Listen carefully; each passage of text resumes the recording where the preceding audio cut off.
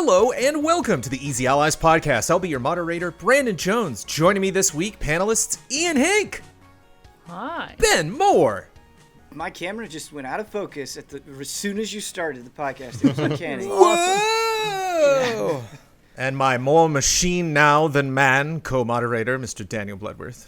Hello. What happened? I don't know. It's true. Hey, we fought in the volcanoes. It's like, you know how Mustafar is. You know how it gets on that planet. Happy Star Wars Day to everybody this week. We will be talking about some Star Wars details later on. Distinguished guests, we're here to talk about some of the biggest news and events that happened in the world of video games. But before we do that, we must first answer for all of the mistakes that we made last week. Daniel Bloodworth, begin corrections music, please. Boop. The Lotus Esprit is not pronounced Espirit. It's pronounced Esprit, like I correctly did. Blood tried to shut me down. Stone cold expression from Blood on this one. Bernstein Bears moment. Like, yeah. I swear I've seen that since 1987, and somehow I had it wrong the whole time. It's spelled like that, but it's not pronounced like that. No, I had an extra I in my head. Yeah, Esprit. Esprit. And I apologize, I didn't write the name down, but whoever notified me, the first person to notify me in the comments on last week's podcast on YouTube said, "Trust me, it's been my favorite car design since I first saw one If Looks Could Kill, starring Richard Grieco. Any If Looks Could Kill fans on the podcast tonight? Anybody?" Oh, no, I'm unaware. That movie is very special. It's a people that are on a school trip, and one of them basically gets confused to be James Bond. And so it's one of those like kid goes on an adventure movies that if you were that age at the time in the 90s, that was some good stuff. Some fun cameos in that movie. Ben, I hate to do this. I looked it up. During Magic or Metal, this is on top of the amazing performance. Ian, he was on fire last week with this game. Maybe the largest game dominance I've ever seen on the podcast. However, the Angel of Death lyric Ben throws out, March of the Kingdom of the Dead, is technically Monarch to the Kingdom of the Dead. This song is about Joseph Mengele. I feel bad about that one because when Slayer is very easy to understand the lyrics when there's metal just in general. Like articulate. We'll play a game one of these days, Ben. That's like guess the Metallica lyric. It's like just try to see.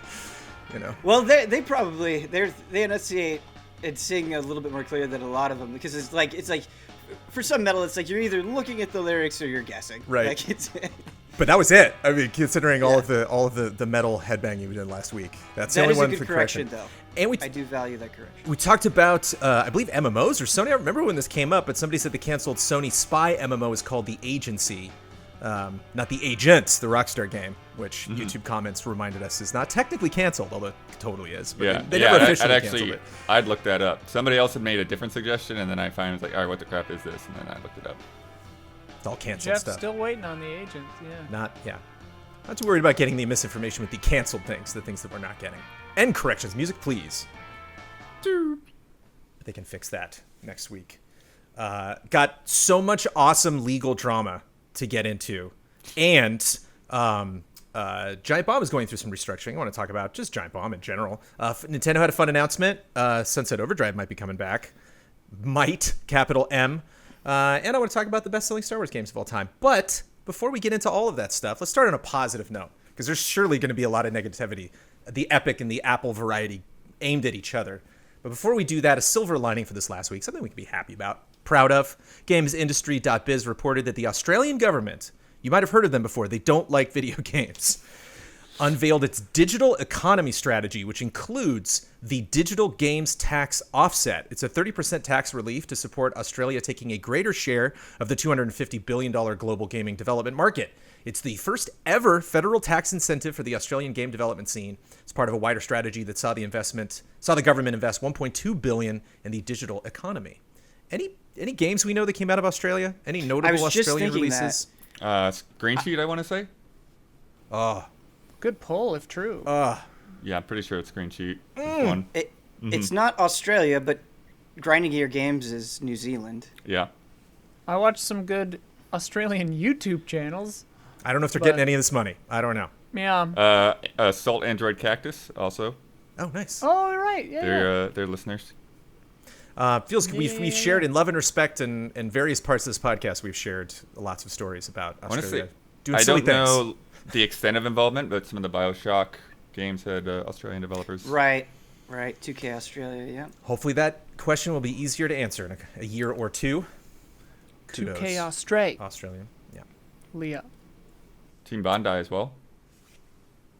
Good one. Good pull. Epic and Apple are in court, not right now. I think the court day's over, but their court case is on. It's happening. And when I saw it was going to be this week, a lot of people were speculating, talking about some of the early discussions happening in that court case. Little did I know that some documents were going to come out of this court case. We should have predicted this, but there's obviously many documents going through both of these companies. So I didn't know these were going to be as fun, as juicy, and as headline grabbing as some of these. These are all scattered headlines across the internet. Not many places you can go on the web to just kind of wrap up all of the stuff that's going on in this case. And it's important to note, very little of what I'm about to go through pertains to the actual case at all. These are just things that have come out legally because of this case, and they are awesome. Blood, you said you actually read, the opening arguments, because again, I don't want to get into the nitty gritty. We'll find out, how the judge decides in this case. But was there anything that jumped out at you before I get into the specifics from their opening arguments? Yeah, it's hard, because I've seen a lot of people also bemoaning, people that don't know what they're talking about, commenting on the case. So it's trying to distance myself a little bit. But kind of like what you're saying, a lot of the things that feel like takeaways are things that are not actually central to the case. I don't really know, if I favor one side or the other. It just seems like a whole bunch of, business saber rattling, and, it's does anyone benefit from either of these outcomes? I'm not sure. That's my thing is, the result of whoever wins, nothing happened. Does anything change? Maybe Fortnite goes back on a store. Well, okay. I mean, the potential is that all of these closed platforms could change. There could be all kinds of weird things, and there's additional lawsuits being brought up now, but against Sony and against Valve. Yeah. And so, yeah, it's definitely a perception of can you have a closed off ecosystem on your platform? But I mean, as you're probably getting into, Brandon, one of the things that just sticks out like a sore thumb is that it's a reminder that if you're sending emails from a corporate account, those are not private. Of course. They're very not private. There are people that can ask for those things. And that's why, when you start to get documents that say highly confidential attorney's eyes only, I get chills. We got some intra-corporate emails, which is, there's some finer points in there. It's really the language, I think, that is truly fascinating. But before we get into documents, couple tidbits. Yes, Ben. I just want to say that I'd be really excited for Easy Allies Slack to leak, because then people would just see Huber posting at 2:49 a.m. and it's just oh, here's William Birkin. Yeah. I mean, I just got 4 notifications as soon as this podcast started from Huber, so. Yeah, exactly. Yeah. You get involved in projects sometimes and you realize Huber's more excited about this than I am, and I'm the one working on it. I just started something the other day and Huber was I'm oh, okay, I'll keep you updated on this project. Yeah. Well, it's funny, obviously none of us have any legal expertise whatsoever. Apparently neither does Tim Sweeney. This is a direct quote from the suit. This is being overseen by Judge Yvonne Gonzalez Rogers. She asked Tim Sweeney if he knew how non-gaming apps operated and how their business would change if Epic won. Because this isn't just going to affect Epic. This is going to affect everybody in a marketplace across all mobile and everything. He was And she said, quote, "So you don't have any idea how what you are asking for would impact any of the developers in those other categories of apps. Is that right?" I personally do not. Said Tim Sweeney. So he's I know the money Epic could make on this, but if this is going to ruin anybody up, I don't know. Free Fortnite. So yeah, interesting take. Yeah. Interesting angle. Again, there's no right or wrong, certainly none from us, Easy Allies. A lot of Apple's defense goes back to security and privacy concerns and the fact that you're carrying this device around with you and it's doing all this tracking and stuff. And it's well, that's, kind of a problem to begin with, but Kotaku reported that Tim Sweeney had to point out a PlayStation 5, Xbox Series X, and a Nintendo Switch. They had them on a table. And they said, Oh, nice. Sir, what is this? That is a PlayStation 5. What's Exhibit FX Why? 428? I don't, So you know, weird. to prove himself. It's like my cousin Vinny to prove that he was a car expert. Like, I don't know. Yeah. That's a Nintendo What is Switch. this? Yeah. This is the handgunk that I have not cleaned off of the controller yet. I'd like to present it to the court. That's an Xbox One controller. It's an Xbox One Pro controller. You're fired. And the best, maybe the best thing to come out of the actual court events, when they started the court the first day, they had a public line that people were calling into. Oh yeah. Anyone could call into this, and it wasn't muted for 20 whole minutes. So people just got in there and just, you can imagine literally the Fortnite community having 20 full minutes to just say whatever they wanted to say on this call, meaning all of the listeners, anybody that wasn't actually queued up. Yeah, it's set up so that you could listen to the call, Right, but they could talk as well, and so. yeah, they weren't supposed to be able to talk. Brandon, it's so funny that you say the entire Fortnite community, because in my mind I'm just like, so like all middle school students? Yes. Like just Yeah. the entire... 1 billion middle Yeah, school students and Huber And Huber. yeah. called this courtroom. Because, like, if I remember me in high school, like, I had so much time for stuff like this. Like, this was my life. Was just like, Oh, how dude. dumb can you get? Like, how stupid? How much it was can all you upset screwing around anyone? and driving to Suncoast Video. Exactly. That was like all I did as a teen. Yeah. Yeah, man. Dude, I dicked around a lot in high school, for sure. it wasn't high school. It was before that. I was probably 10 years old when the Ninja Turtle movie came out. And TURTLE Power was a single on the radio. And I swear, like, for weeks, I was just calling the radio station requesting the song and then waiting by the radio for like That's 6 so- hours at a time. It's Like, so they haven't played it wholesome. yet. It's so wholesome. Did they ever play it for you? I mean, it probably just came up in the regular rotation whenever it came up, but Yeah. That's so funny. He knew. I just wanted to imagine you dancing to Turtle Power just by yourself. They did it. Yeah, there was some talk show guy on some local radio station that my buddies and I would just harass, and we went out. We like wore this like a badge. We were so, because my friend had 2 phone lines, which is like a huge deal. It's like he's got a whole like separate phone line in his house. So we were on hold, and we would have a game where it'd be like, okay, see if you can rattle off all of these words, and however many words you could get, some words were worth more if you could get before they would hang up on you.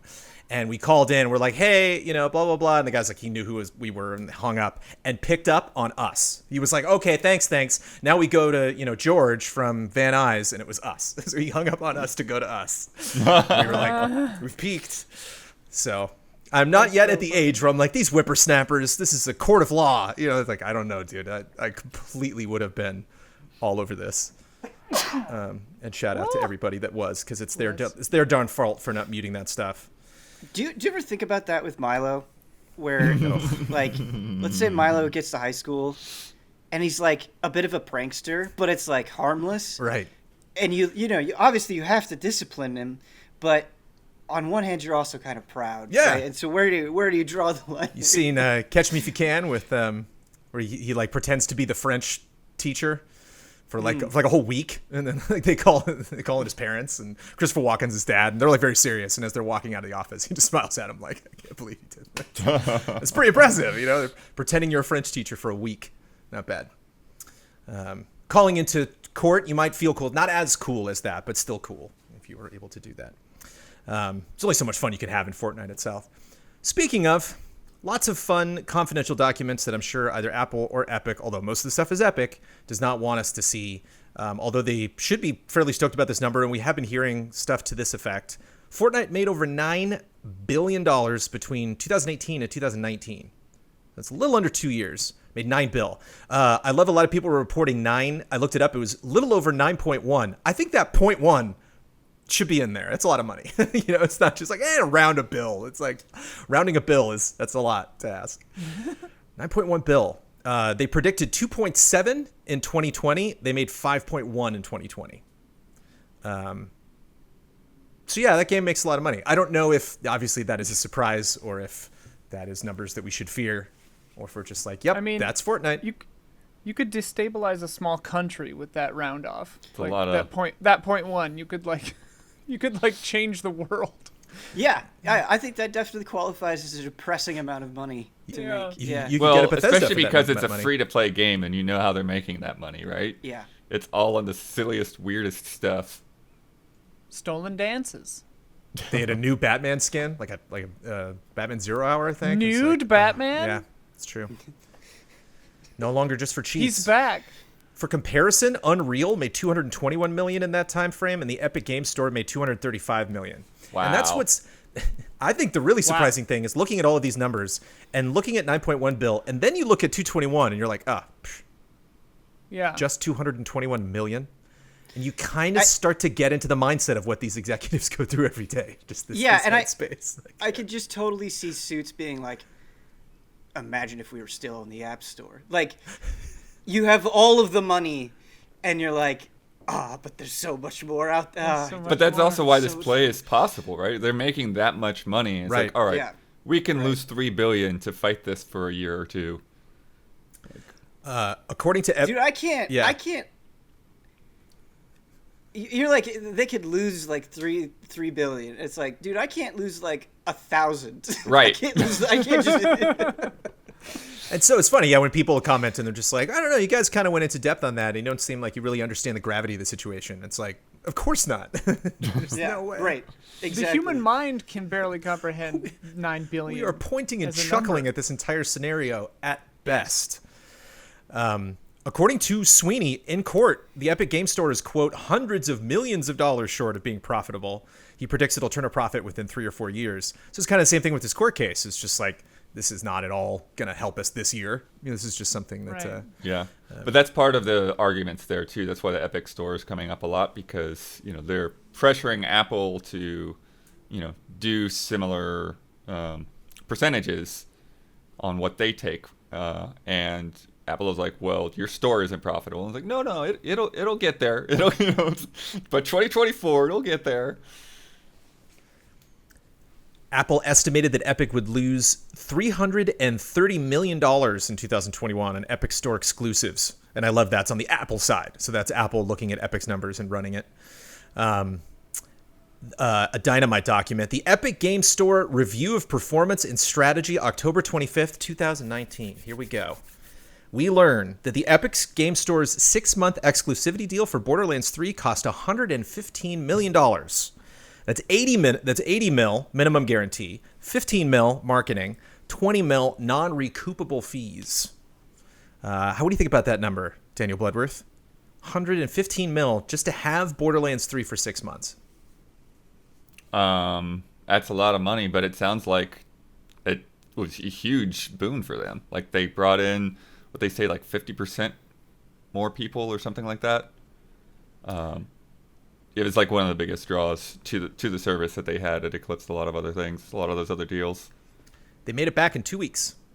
Yeah.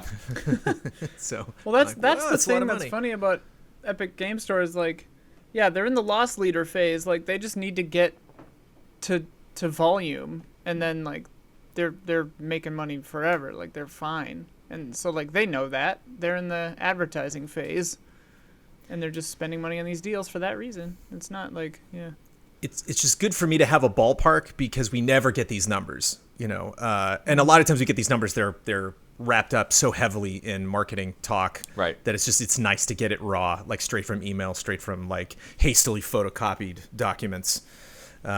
Or you'll get them in like some kind of context, like we grew this much over last year, but like the year before was like down 80% or something. It's like just Well, and whatever it's- they can do to make it look good.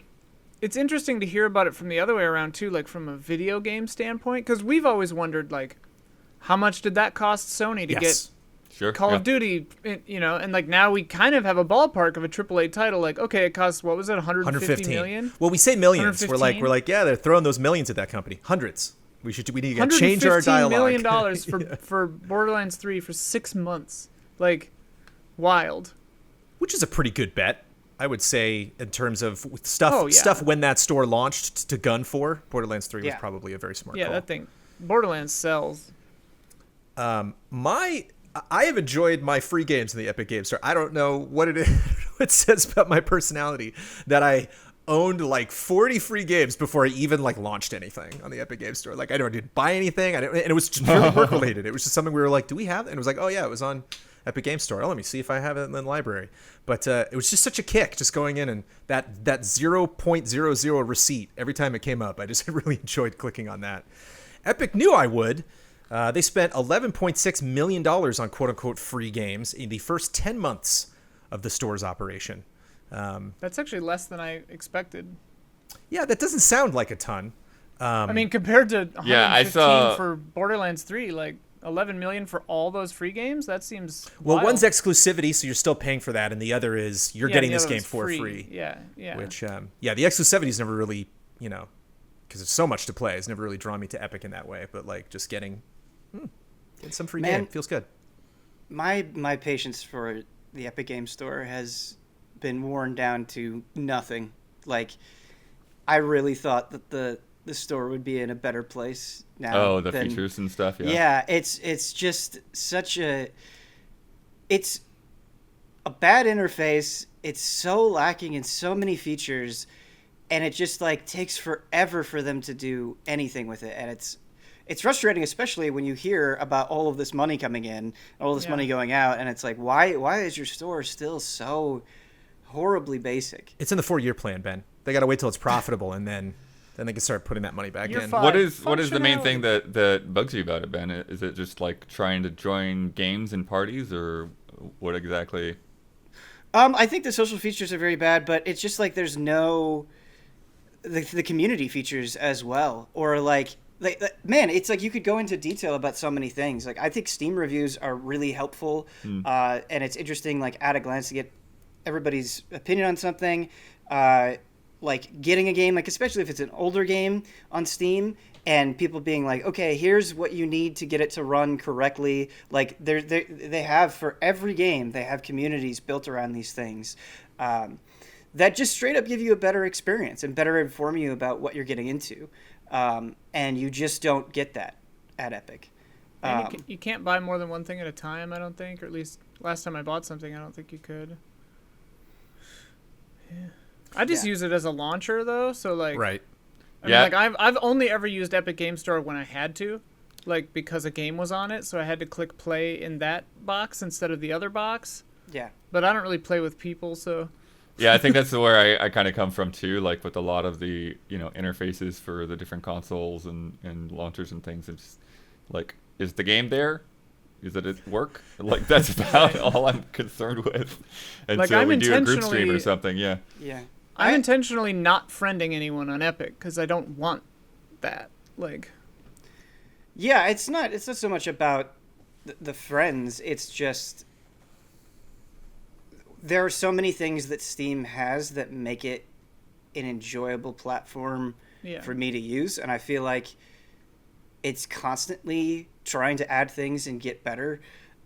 There's so many things that like there's things that as soon as we get done recording with this podcast that like I'm gonna forget about that I've really appreciated or enjoyed, like big picture mode in Steam, or being able to do local co-op. It's just like there are all of these things and innovations that Valve has tried over the years with Steam, where it feels like, listen, we're gonna try to make your PC gaming experience better. And playing on the PC is my favorite way to play, I think, in large part because of so many of the things that Steam has done. And it's like I want to be on Epic's side. Like if you're going to come out here and be like, hey, we're going to give more money to developers, and it's like your storefront is just so basic, and you've shown like no real effort to want to improve, that it's frustrating. It's like it's frustrating when I play something on Epic and it's like I could just have a better experience on Steam. And Steam also, correct me if I'm wrong, Ben, but like Steam seems to be more involved in stories that I hear about, like Rust and Valheim and like these indie games that just like explode, and then all of a sudden it's like, wow, this is something that I'm hearing a lot of people talking about. Maybe it's been around for a couple of years, but it's really just this year that it's finally hit. It's finally found its audience, and it doesn't feel like Epic's had that yet. Like it seems like whenever they spend money like this and whenever they get a deal, it's like, oh, good for Epic, but I'm not sure if that is that person. I'll find success. It's I don't think they have the market share to have that happen organically. Like they have to buy those stories themselves. Mm-hmm. Like whereas Among Us can sit on Steam for years and then have some streamer find it randomly and whatever, the rest is history, whatever happened. I think the ultimate point that I'm trying to make is, and it's not just Epic, I think they're just a good example of this ultimate point, is it feels like these companies are not in the business of winning hearts and minds by providing the best experience. They're trying to win hearts and minds by preventing you from playing things somewhere else, right? Like it's a very heavy-handed, bullish tactic, and it's not coming from the places like people will want to play here. They'll spread word of mouth. They'll get people excited. We'll build up this ecosystem that people are really excited about and support. And again, like I said, it's not just Epic that's doing that. But it's just like, okay, we're going to do the bare minimum and throw a bunch of money out there so people will have to come here regardless. Because it was like, I want to play Borderlands 3 on PC. I'm not missing Borderlands 3. I guess I'll play it on Epic. And that's not how I want to feel. If you're going to be this aggressive about it, add some value for people who go there. If they spent $115 million on Borderlands 3, by the time 2019 started, Ben, how much had they spent on all of their exclusives? What do you think? What's that price tag? Just by 2019, 2 years ago. Including that 115 Including million? Borderlands 3. For their exclusives. Maybe like $1 billion or a little less. A cool bill. Woof. And kicking off that year, they guessed they would spend around 542 in 2019, 444 million, just million, in 2020, and 52 mil in 2021, which sounds like one deal, maybe, given that they'll give 115 to somebody. So people were suggesting that's probably so far off at the time. It's 2 years off that they're like, well, we know that one deal's coming. And we don't know what those numbers are because, again, this is the review of performance and strategy, October 25th, 2019. A very fun read. I don't know why you would or whether it's important. Sorry. Crazy that they had several 50 or whatever $1 million earmarked already for 2021 in 2019. That's pretty wild. I mean, I guess you have to. Of course. Lots of math being done very, very far in advance. Do we remember the first free game in the Epic Game Store when it went live? What was that first game you could grab for someone free? recently mentioned it too, but I Lawsuit don't. Simulator? Yep. Deep up. Pow, pow, pow, pow. Phoenix Wright. Bop, bop, bop. Get those Phoenix Wright memes ready. Get your Photoshop skills sharpened. Subnautica. Funny. It earned them, and I love the choice of word here. This is not a word I use in this way. It got 4.6 million entitlements. So nobody bought it. It brought in 800,000 new accounts, and it cost them $1.4 million to get that for the free game. That was the second most expensive one in the first 10 months of the 11.6 mil that they spent on all the free games. The most expensive. So Subnautica was 1.4. Batman Arkham was the most expensive at 1.5. Wow. Which, considering Go Subnautica, that it's just scraping in just underneath Batman Arkham. Mutant Year Zero was number 3 at $1 million. Yeah, that was surprising. Yeah. What don't I know about Mutant Year Zero? That they were there's a lot you don't know about it. $1 million worth, okay. apparently. All right. Damn. That was one of those backlog games that I just never got around to. Yeah, I remember seeing it in the store, but I never. It looks cool, kind of like XCOM with a RPG story. RPG. Let's get personal. Now it gets good. Now we go behind the scenes. Now we're hacking phones. Now we're going deep in to it's in the computer. No, these are all things that were acquisitioned by this case. Private correspondences that I will gleefully read. How about Tim Sweeney writing to Phil Spencer about making the Xbox free to play long before it was free to play? Quote, this is Tim Sweeney writing to Phil Spencer, like you do. I know what you were getting at for sure, but the way that you said that, like making the Xbox free to play, like you could just walk into Best Buy and like pick up the Xbox. Sure. Yep. Just has a monitor that turns up, doesn't even need Can you power. imagine? Yeah, it's free to play. Long ago, we talked optimistically about the possibility of subscription-free multiplayer on Xbox. If this is coming, please consider the possibility of timing the program to support Fortnite Season 14 launch on 8/27. This launch will follow, or might Season 4, I think. This launch will follow the confidential Fortnite Mega Drop 20% price drop that's coming in mid-August, and will be our biggest and best Fortnite season thanks to a huge collaboration with Disney/Marvel. I love that. If your console is announcing a major change to its pricing, consider helping us. And it starts kind of, remember that conversation that we had, and then completely devolves into just straight up marketing speak. Yeah. Well, that's what I was impressed by that, or surprised by that right now, is because I was a juror in a thing between a very, very large bank and some very dumb, rich, like, realty people on Rodeo Drive. And, like, as the jury, we had to spend, like, weeks just reading personal emails from people who are just terrible at their jobs. That sounded like a marketing, like, that sounded like a news blast. Like, most of the time people talk like morons in their stuff. Which is why part of me is always a little cognizant of, like, in, like Ben or somebody said before about Slack or something, it's like, always keep it professional, because you just never know, like, who's gonna read this later in a deposition or whatever. Was it when Huber sues all of us? That almost makes me want to go, like, more crazy. Yeah. Like, really shoot for the moon. Yeah. In the Make last, it just seem like you're off the rails. in the Radio City Music Hall set from John Mulaney, he said he was like some court case in high school. His friend said he was late for improv rehearsal because he was like, "Oh, I got to deal with that court case," and he said, "Oh, it's too bad. Do you want me to kill that guy for you?" And, like, it came up in the court case. Like, the lawyers were like, "Notice this email." So he's like, "Be careful." Yeah, never say crazy shit. Never say crazy shit ever. This is not related to anything, but it's just I have to read it. I have to read it. This is an apology letter from Tim Sweeney to Eves Gilmo. Oh, yeah. An apology letter from Tim Sweeney. Dear Eves, I'm writing to apologize for the shortcomings in our Epic Game Store implementation and our Uplay integration. In the past 48 hours, the rate of fraudulent transactions on Division 2 surpassed 70% and was approaching 90%. Sophisticated hackers were creating Epic accounts, buying Ubisoft games with stolen credit cards, and then selling the linked Uplay accounts faster than we were disabling linked Uplay purchases for fraud.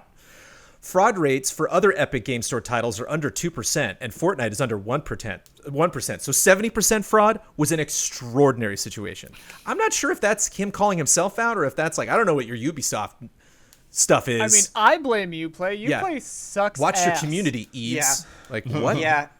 In comparison, the Epic Game Store is much better. The Epic Game Store is amazing compared You to play is like, you're like, this has to be a joke. Like, this can't. Yeah. Like, They can't actually Don be trying to. Don and I tried once again just to play Uno. We just tried to play Uno. Right. That's all we wanted to do. It took 35 minutes before we gave up. Uplay's trash. My buddies and I have tried to play Star Trek Bridge Crew. We all have Oculus Quest 2s. And nope. it's like Really? we all have the I wanted same to play console. that We all have the same account. I have played it before. I've had Oculus Rifts talking to PSVRs, and, like, for some reason, like, we were doing, and, like, all our audio just, bottomed out. We're like, oh, great. Can't hear any of you. Fun. To stop the fraud, we disabled purchasing of Ubisoft games. It's an easy way to fix something. Just stop doing it altogether. We will make our best efforts to restore service as quickly as we can. This depends on a real-time system for disabling refunded and fraudulent purchases on Uplay and anti-fraud improvements in Epic service. This work will likely take at least 2 weeks to complete. The fault in the situation is entirely Epic's, and all of the minimum revenue guarantees remain in place to ensure our performance. I'm sorry for the trouble. Tim Sweeney, Epic Games. Wow. Yeah. Yeah, it's nuts because you're dealing with two people who have nothing to do with this situation. And they just have to, like, what happened? Oh, crap. Okay. What do I say to not admit too much culpability and get us sued? How long is it going to take? 3 weeks? You got 2. This will take 2 weeks. Yeah. Or, I mean, if they're smart, how long is it going to take? 4 days? It'll take 2 weeks. Have you ever said that to somebody, Ian? I've always wanted to say that to somebody. It's like, how long is this going to take to fix? 5 hours? You have 4. Yeah. I always love it. It's like, what? What is that person supposed to do then? They're like, you don't understand. Back when I was an out of control bitch as an AD on a project in college, maybe I would have said something like that. That's some Nick Fury energy. You have 2 hours. You have 2 hours. Lest we also forget that this Epic versus Apple battle, this is Tim versus Tim. This is Sweeney versus Cook. And so the Tim v. Tim correspondence is fun because, hi, Tim, from Tim. What's up, Tim? This is Tim. This is an email from Tim Sweeney, Epic, to Tim Cook at Apple. Hi, Tim. Y'all should think about separating iOS App Store curation from compliance review and app distribution.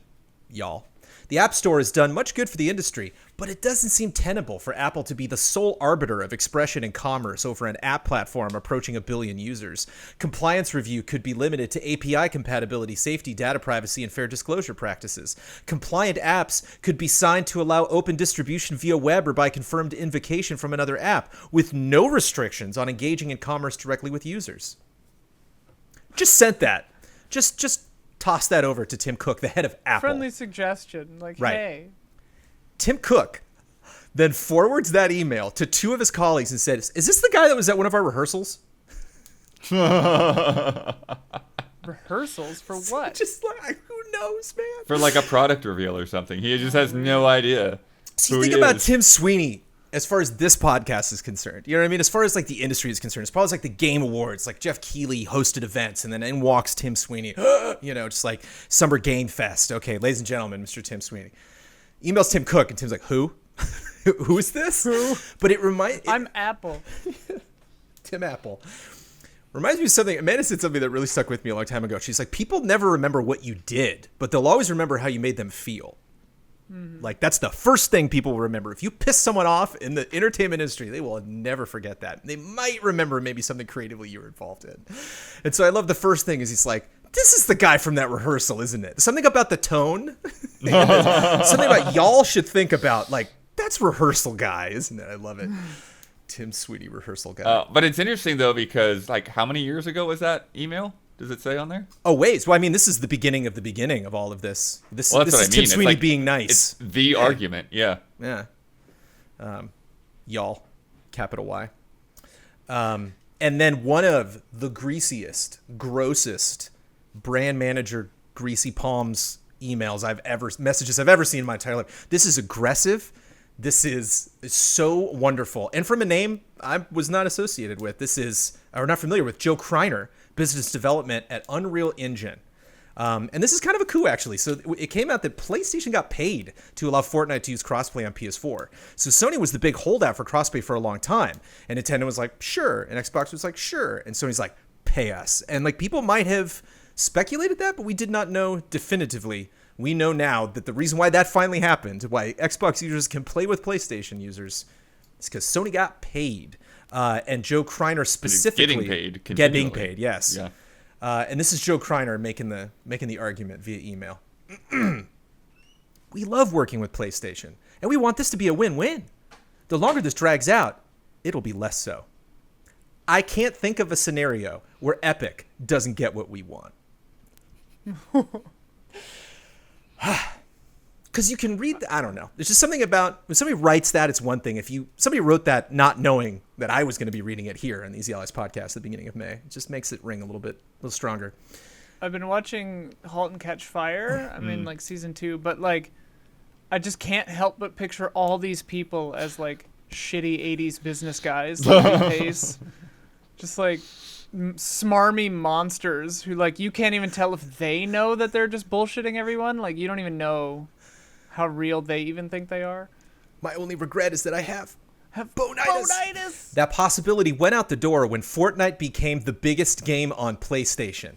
Flex. Here's what I propose. Number 1, we give you the data you're asking for plus the marketing data ask. Number 2, Epic deeply integrates Sony's esports API into UE4 as an engine-level feature. We market and advertise it as a first-class citizen of the engine. Maybe E3 announce, and we support it in Fortnite.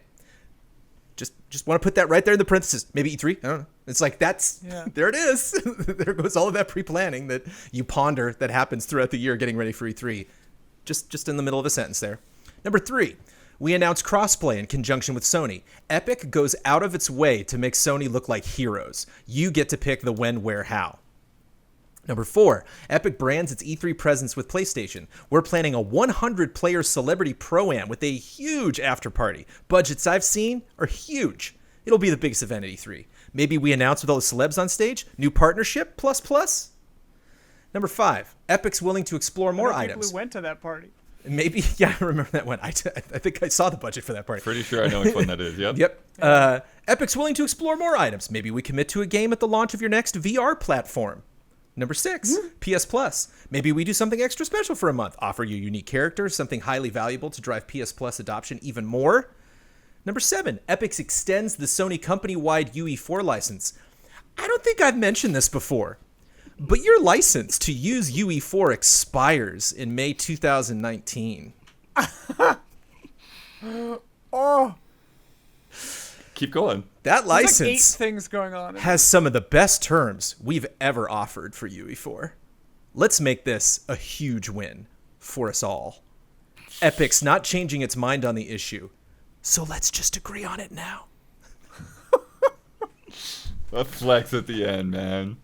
Just got him. God, See, they this have is- so much money, dude. They have so much money. So this is we get comments all the time of people like, you have to be in these businesses, you have to study, the law, you have to study economics, to really understand what's going on within these companies. And I get that. And I apologize to listeners of this podcast that I'm not able to give you that reflection. I am exactly where I want to be, to just read emails like this, just speculate what could possibly be going on in the minds of the people that are running these companies. And feel like then this play is- Resident Evil when it launches tonight. That's my goal. That's where I This want is inadvertently given me more respect for the Wolf of Wall Street, where it's like, no, they are that insane. Like this. Dude, I worked in a board of trade in Chicago. They are that insane. Yeah. I mean, like, not blanket statement. Obviously, like, I had a lot of friends who were also, like, a guitarist Yeah. in one of my bands in Chicago was a trader, but, like, with a D. But, like, Oh, darn, I was man. gonna say that's a story. Yeah. No, my friend Yuli is a trader with a T. There you go. But, yeah, man. I've met some people who just don't think the way I think.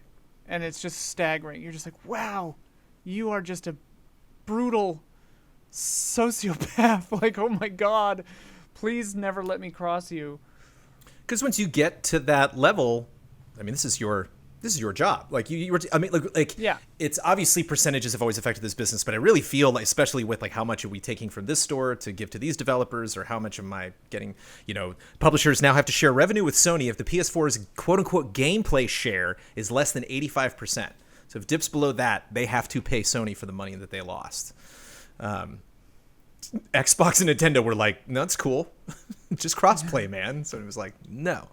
But then again, that's their job to Because fight they for that weren't winning percent. at the time either. And if you're not in the position where that's your job to make sure that your company makes absolutely the most it possibly can. If you're at Gearbox, you're making sure that you got 115 mil for that buy. If you're at Epic, you're making sure, Borderlands 3 is in that library exclusively for 6 months. So who are we to say how evil you should be? But boy, I needed a shower after I read some of these emails, man. What's funny about this though is it's just business as usual for like the biggest boys in the room in like 3 different or slightly related sectors. Like this is just how they have to deal with each other probably. Like, I don't know. It's like Epic's the biggest in this, Sony's the biggest in that, Apple's the biggest in this, like, and they're all just thinking they're the best, trying to get their own way, Yeah. To a degree, but it's like it just becomes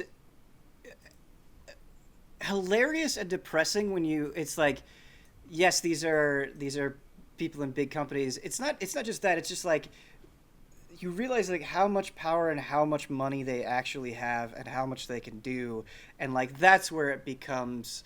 I think that's where it feels gross, right? Yeah. Where it's like you have all of this, and this is how you're choosing to act. Like you have, you have an unimaginable amount of things. I firmly look at all of this. Back to my original statement of like, who gives a shit? But like, I firmly look at all of this stuff as just ridiculous. In fact, I said that. I don't know if I ever told you. I said that to the lawyers when they were interviewing jurors. Oh, right. For the thing, I was like, I find find Nice. these kind of proceedings petty and ridiculous, and I don't have respect for any of you. And they were like, "Do you think a big company would intentionally defraud another company?" I'm like, "You'd have to prove it." Yeah, exactly. And then the big bank guys were like, "We're taking that one." Yep. Like, and a good thing too, because me and this other guy, 12 Angry Men, the whole damn thing. But I was an alternate. I was so ready to go. I took so many good notes, but Our I never actually got in the room. I would just stood our there. alternate, I played our 3DS alternate- the whole time they were deliberating. I was just upstairs, like. Our alternate was a lawyer, and she was like stunned that she got picked because Wow. she's like, nobody ever wants a lawyer on the team except Wow. for the big bank, who wanted me and that lawyer because they were like, they knew that there was no case against them, but the jury system is insane. It all hinges on just when they pick the jurors. Like literally everything hinges on that. That's an exciting and sad point in any film where they pick the jurors and then you realize, like, oh no. Yeah. But yes, and again, apologies to everybody. There are all sorts of intricacies to specifically what is going on in the actual case. I'm waiting for, I'll put it this way, I'm waiting for all this, the case to end to really get into the specifics, if then.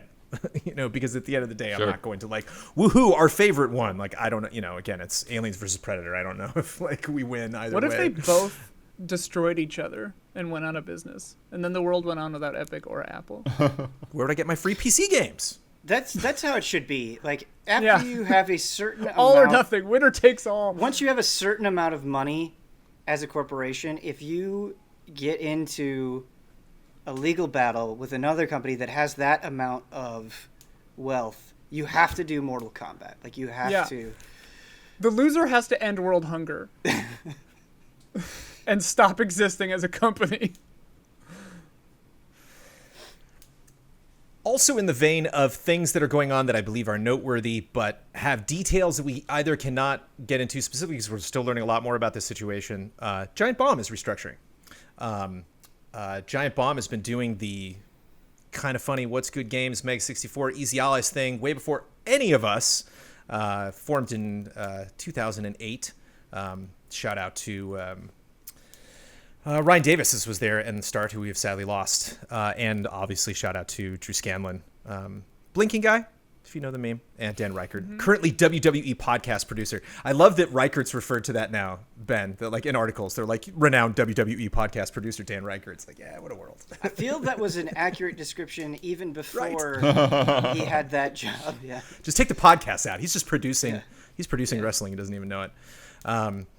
Specifically, Vinny Caravella, Brad Shoemaker, who joined in 2008, Alex Navarro, that joined in 2012, are leaving Giant Bomb. And again, I'm not going to speculate on what brought this on. There's still more news that they have yet to say later in this week. I just want to take a moment in the Easy Allies podcast to say Giant Bomb is great. That's it. It's not a company that we've talked about that often. And again, we do not know the fallout from these changes or what else is going to be going on. It feels like something official is happening over there. Again, they were... Giant Bomb was acquired by Red Ventures with CNET, GameSpot, and Metacritic in September of 2020. And so knowing how long all that stuff can take place behind the scenes, just on stuff we were involved with at Defy Media and Viacom, makes sense that it would potentially take until now for them to be like, okay, now we know where this company's going. And Vinny, Brad, and Alex essentially said that's not something that we are interested in, but all of those specifics. Ben, you are someone who has brought up Giant Bomb on more than one occasion in all the time that I have worked with you. What is your experience with them? Yeah, I mean, there are like several people and outlets that I give credit to for like wanting to do this line of work, but Giant Bomb is like definitely at the top or near the top of that list. Like I remember in 2011 when I was in college, I went to PAX East. My stupid friends and I like got on a train, went from Chicago to Boston to go to PAX East, and I was so excited to go to the Giant Bomb panel. Like it was like I'm meeting my heroes, like that's how influential they were to me and how dedicated I was to listening to their stuff. They really meant a lot to me. All of them did, and they have meant a lot to me. And it cannot be overstated how forward thinking they were with Giant Bomb and how much I think they shaped this industry and how podcasts have developed and how people have developed, and I don't know, it was nice because they really broke down, I think, a lot of the unnecessary traditional barriers where it's like you watch those guys and it's like, these are just people who are just being brutally honest and they love video games, and that's what made it,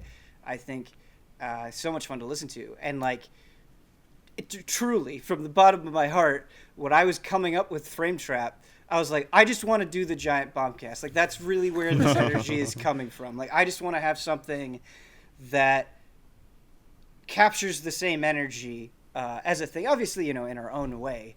But that was really the driving force, was the Bombcast. So, huge shout out to everyone there. They have a pretty incredible, I think, legacy in this industry. Shout out to Jeff Gersman, who I bumped into on several occasions at various preview events and stuff like that.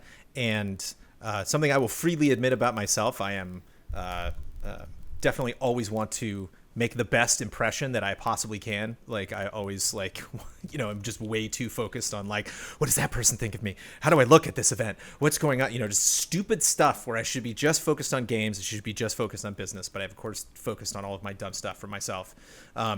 Jeff Gersman is Jeff Gersman. You are not.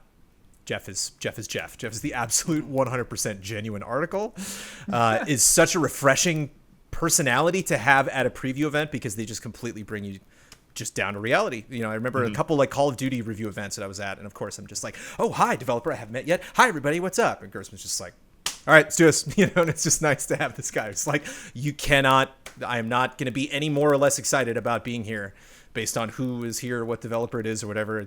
I'm here to decide if this game is fun or not, and I'll let you know. And so it's just someone that I've very much enjoyed knowing over the years, and someone who's still at Giant Bomb and has tweeted out, obviously, that there's a lot of stuff going on in the company and a lot more that we have yet to learn. Specifically said this in a statement to GameSpot. I've spent a lot of the last year thinking about what's next for Giant Bomb, and most of those roads lead to a full-on rethink of what it means to be a website about video games in 2021. While I certainly would have loved to solve these challenges with my longtime friends and coworkers by my side, it just wasn't meant to be. I wish Vinny, Alex, and Brad the best. Meanwhile, we have a pretty exciting opportunity to broaden our horizons, rethink every facet of our operation, and get to a place where we're truly able to build that bomb all over again. Or die trying. I certainly don't hope it comes to that. But interesting, specifically the focus on a video game website, because that's like we have a website, go to easyallies.com, so you're scheduling your time zone. It's nice, it works, but it's not where we like really direct people. We are a Twitch channel, right. We are a Patreon, we are a YouTube channel. They got a heck of a website over there. They have just a massive database that's been tied into a lot of things we take for granted in this industry, and really, we're like, as you mentioned, Ben, we're setting up pricing models. I remember we were talking to Defy about turning GameTrailers.com into a pricing model. It was like, oh, we'll just do the Giant Bomb thing. It was just, that was that remarkable leap that none of us could hope to attain at the time, where it was just like, I mean, we could be crazy like Giant Bomb is and build everything from the ground up and have our own systems running everything. Was impressive at the time and is still impressive to this day. So yeah, not just changing the business, not just us, like announcing a new phase at Easy Allies. Like that's, you really have to, dot your I's, cross your T's, look at all of your financials to figure that stuff out. And Giant Bomb, in a more official announcement, said there's a collective vision for what the future of Giant Bomb is, and it involves both familiar and new faces. We're already in talks with creators so that we can begin the next chapter. We're fully aware that this marks a big change, and we're using this as an opportunity to rethink what the site is. It's a chance to introduce new personalities from different backgrounds and explore categories and topics that we never have before.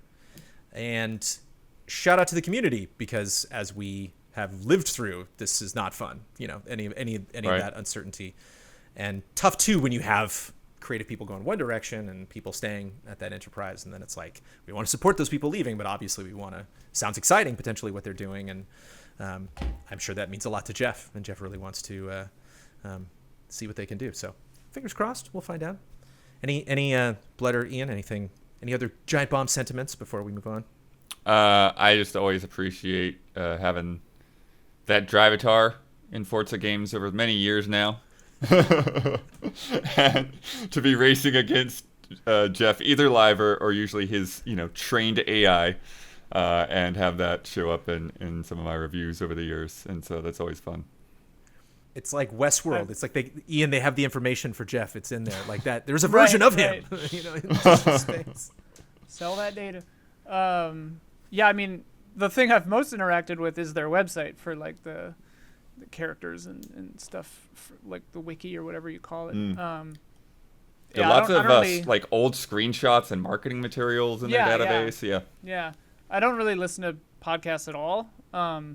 So yeah, I haven't engaged with their material in that way, but definitely appreciate them and wish them all the best in the future. It's so tough in the 80s and 90s to really track down a lot of really concrete video game information. So it's nice to get that. You know, it's like, did this person work on this game? They did. Thank you. Great. You know, it's like we're surprisingly lacking in that. And shout out to their E3 coverage, man. You know, shout out to talking with Phil Spencer, to getting like seeing Xbox headlines, and it's like, oh no, that was just them shooting the shit with Giant Bomb, where he just dropped that huge, news thing. Their drunk E3 shenanigans is some of the best. Yeah. Video game coverage content, most hilarious video game coverage content you will ever find.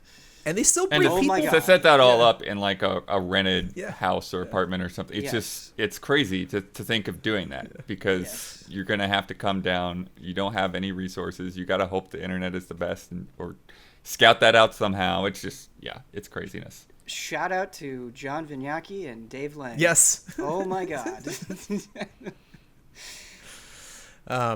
Really unique. There's no, it's like we can model our work after them, Ben, but there's no recreating that. I mean, that is just like, there's completely its own vibe. So, there's chaos. Lots of love to that team. Old members, new members, members just recently departed, and of course that amazing community. Hope everything works out well for everybody. And now, a word from our sponsors.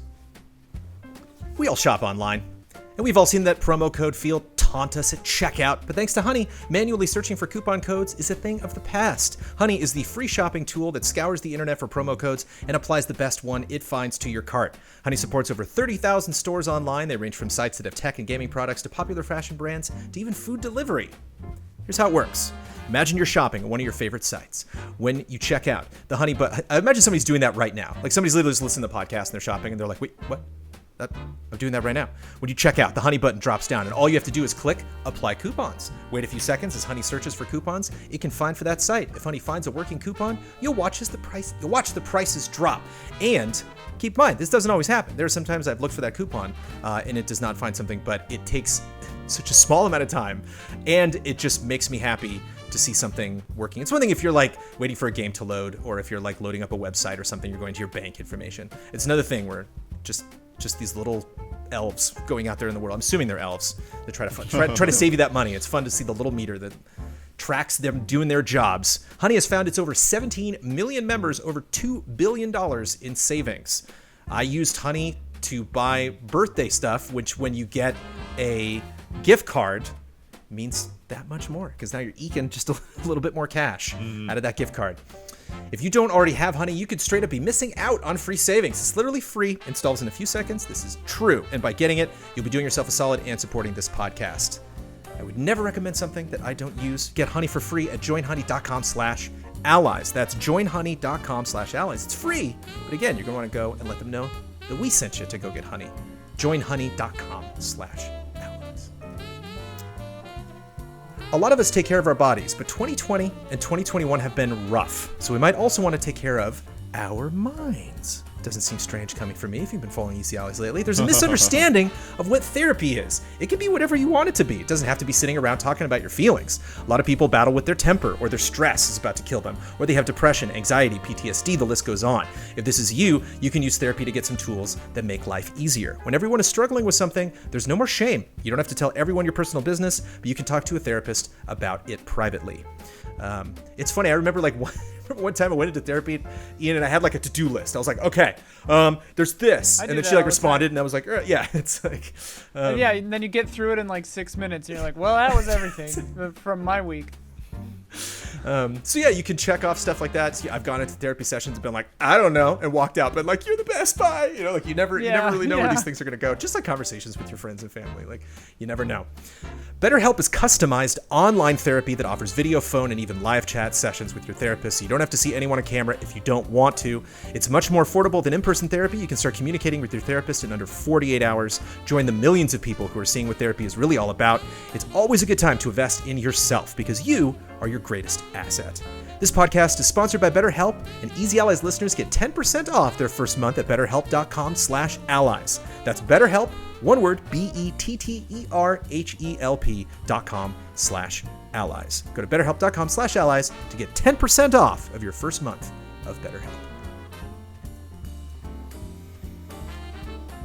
HBO Max is a streaming platform that bundles all of HBO together with even more of your favorite movies, iconic shows like Friends, Fresh Prince of Bel-Air, plus new Max originals. You can stream all your favorite from all your favorite devices and download top titles to watch on the go. They got bingeable collections handpicked by humans, not robots.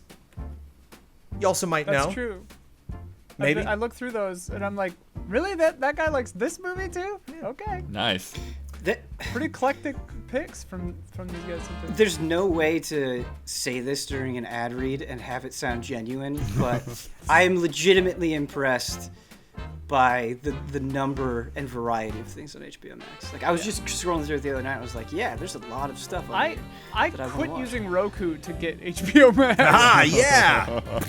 Next week. Like I forsook Roku, which I'd been using for years. I am watching. Yeah.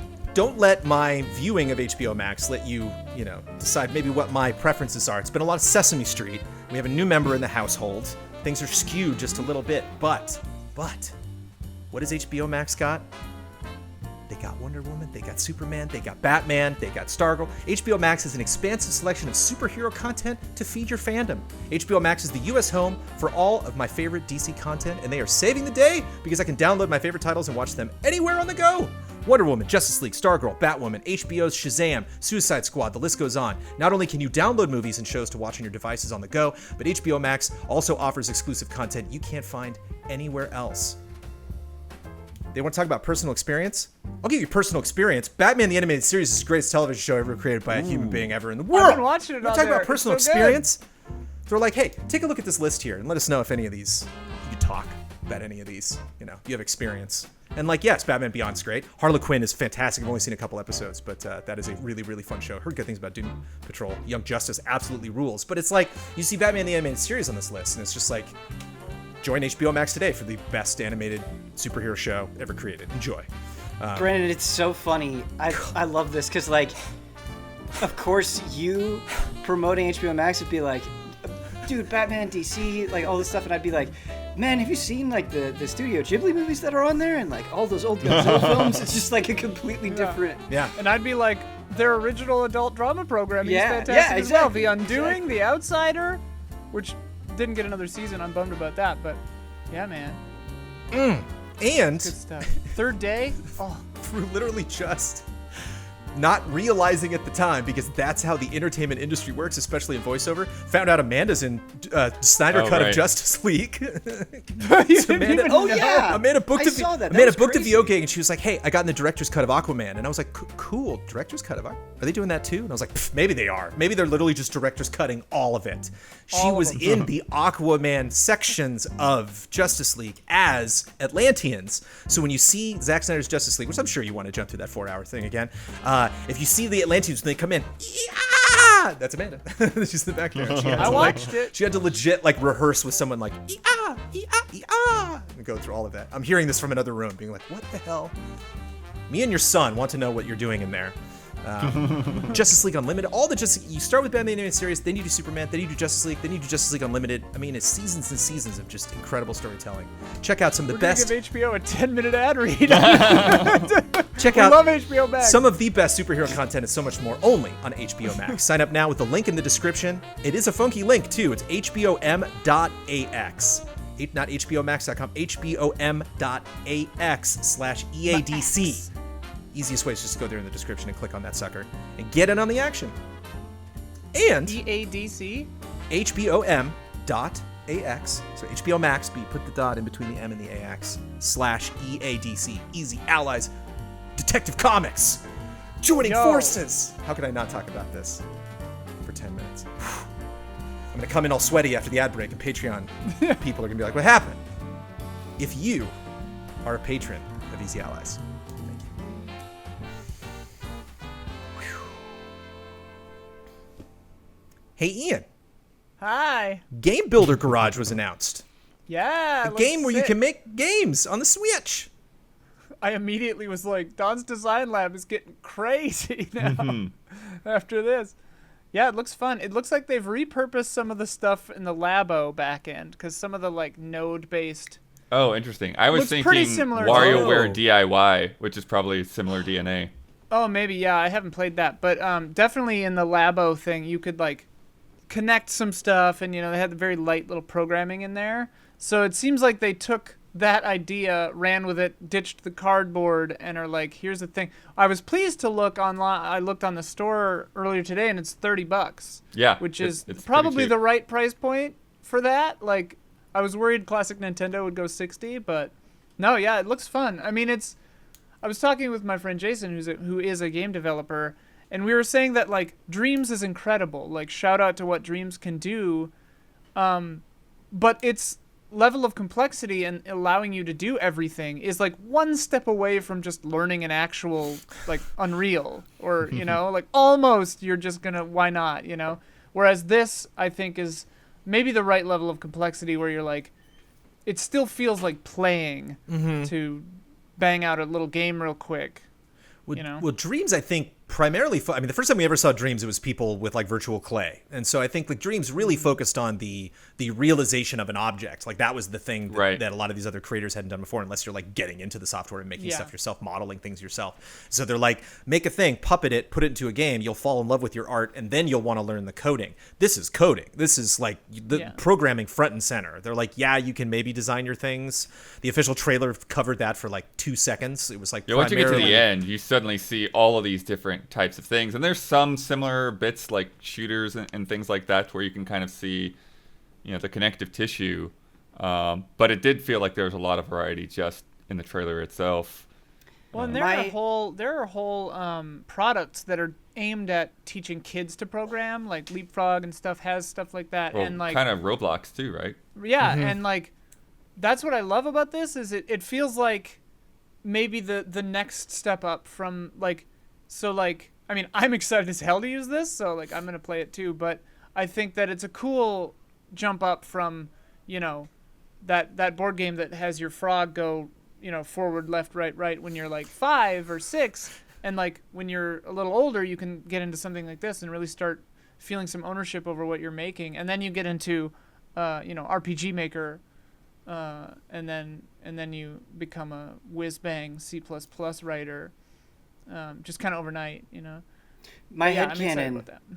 My headcanon for this is Miyamoto, because this is not the first, we're going to let users create content thing that Nintendo has done, obviously. And Miyamoto is just like, I just keep searching for the next me, and I still haven't found it. Like, we got to make another thing. Like, no one's on my level yet. Like, let's keep going. Maybe with this. One thing that stood out to me, and I posted this with the news story, is it has mouse support. Yeah. And I don't think it's the first Switch game to have mouse support. I can't think of any off the top of my head, but I feel like it's happened before.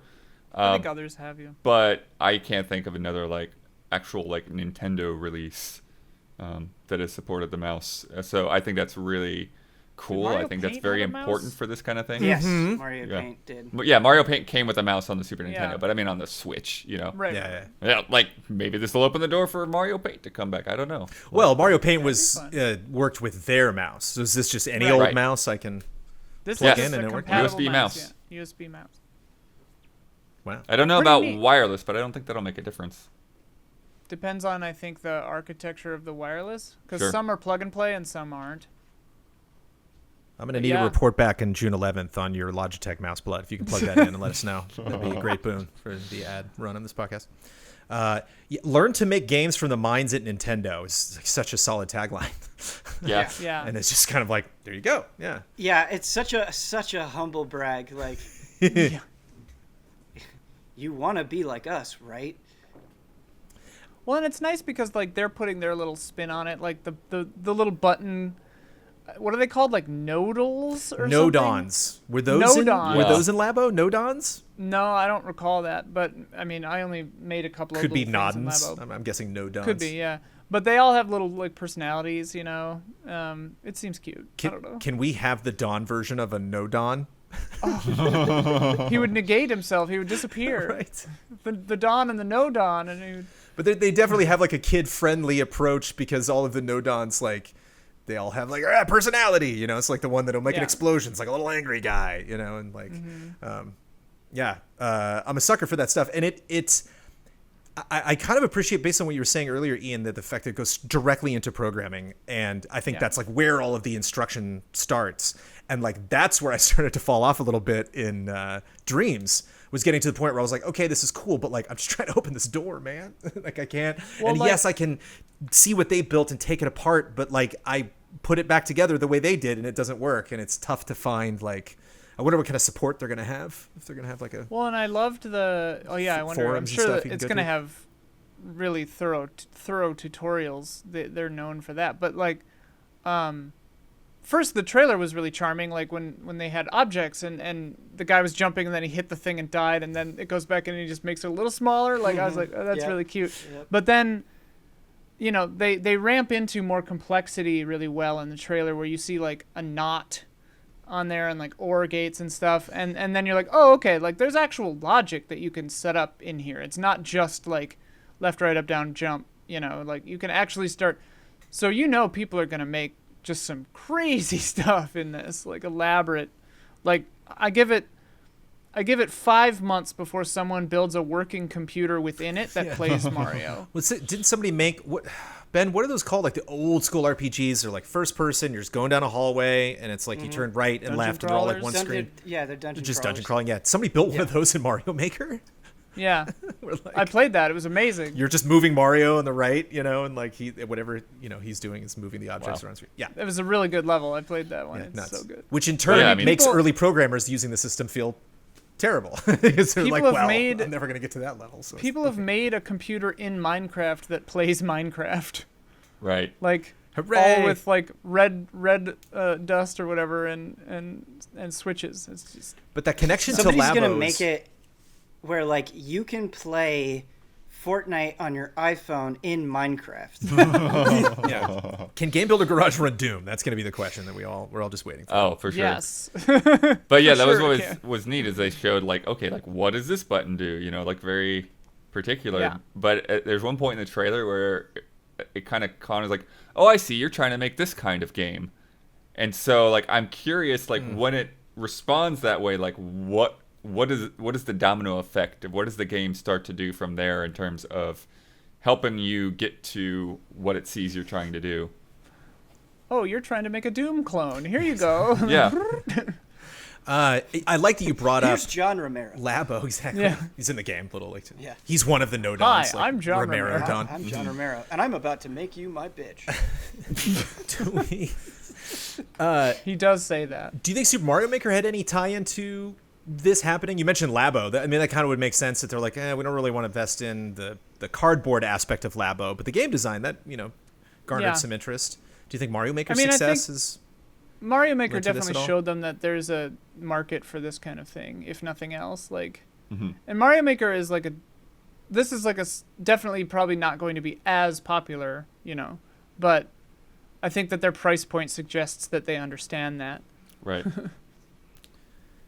You can exchange codes with friends to download their games and share your own. Check out the programming behind downloaded games. You can even use this feature to work with friends. I'm guessing just you download their thing, check it, and then send it back or send notes or whatever. That's but I'm encouraging curious. Because that means that it's not set in stone. You can still edit things that have been sent. Because in Mario Maker, one of the downsides is once you're done, it's done. You can't even your own level you can't change. Right. So like after the fact, yeah. I mean that'll be necessary for something like this too. Yeah. The flip side of that in Dreams is you get like version 2.84432 and you're just like, I'm just trying to find the thing. It's like this is a version of it that I'm looking at right now. Where's the latest one? And like you can't really. Yeah, hopefully they nest it so that it's just you see the latest. Knowing Nintendo though, when you said you can share the codes with Right. your It's friends, like, what is I was this like, you have to interface going to be type- like? You have to type the entire literal code, like all of it, like sheets and sheets of actual code. At least you have a mouse. That's what's gonna. Yeah, You got. that'll speed it up. You took the words right out of my mouth. That's why they got that mouse in there. And there's clearly a game builder guy. I don't know if that guy's from Labo, but there's like a little gray I didn't guy recognize with the little nose, little blocky dude. How long until we get his amiibo? I'm curious. Ooh, Until we never. get game builder guy. No, maybe we'll see. How long until porn of game builder guys? How long until game builder makes? Already Well, happened. It's Yeah, it's it already Already done. happened. It's done. Rule whatever. Define 34. porn. All right. Gladly. Anything. In the right hands. Or the wrong hands? I got Ben here. You know, Ben last week we were talking about something that Ben. Ben. We got Ben. We got Ben here. We got- Everybody, we we got Ben. See, nobody cares. Okay, before you leave, Ben, I got some things. I felt bad. I actually didn't even include this in also this week. Blood pointed this out this week, but I wasn't sure about that Mortal Kombat news with them working on Mortal Kombat. NetherRealm working on Marvel. Is NetherRealm making a Marvel game? I don't know. Ed Boon basically tweeted it out this week. James Gunn was like, hey, here's the release date for Guardians of the Galaxy Volume 3. Ed Boon's like, hey, working on a DC and a Marvel property. Lucky guy. Like, that's impressive. And they're like, oh, come on. I felt very vindicated because Yes. I was like, Yes. this is definitely for sure happening. I'm very Yeah. confident about it. I was unsure. Ben was confident. Ben was most likely in the right. Obviously, we have not got anything Right. more developed than that. I'm Yeah, curious. I can't wait until like 10 p.m. tonight. Ed Boom's like, no, we're not Nah, doing I'm just anything. catching. Just messing with it. At Ben As soon Moore. as we Haha. stop recording. Yeah. Yeah, Yeah, at Ben but it does Moore. feel Yeah. like it's not even a hint at this point. It's just like Yeah. you basically just said it. You know, I- so it's the question is it only Marvel or is it Marvel versus DC, which would be the real upender. Right. How Right. I how really Huber do like we want to Ed get with Boon this? for many reasons, but Ed Boon definitely seems like sometimes he just can't hold back. Like he just gets like really excited about something. He's like tee hee, like he's got a little bit of that energy going on, which I appreciate.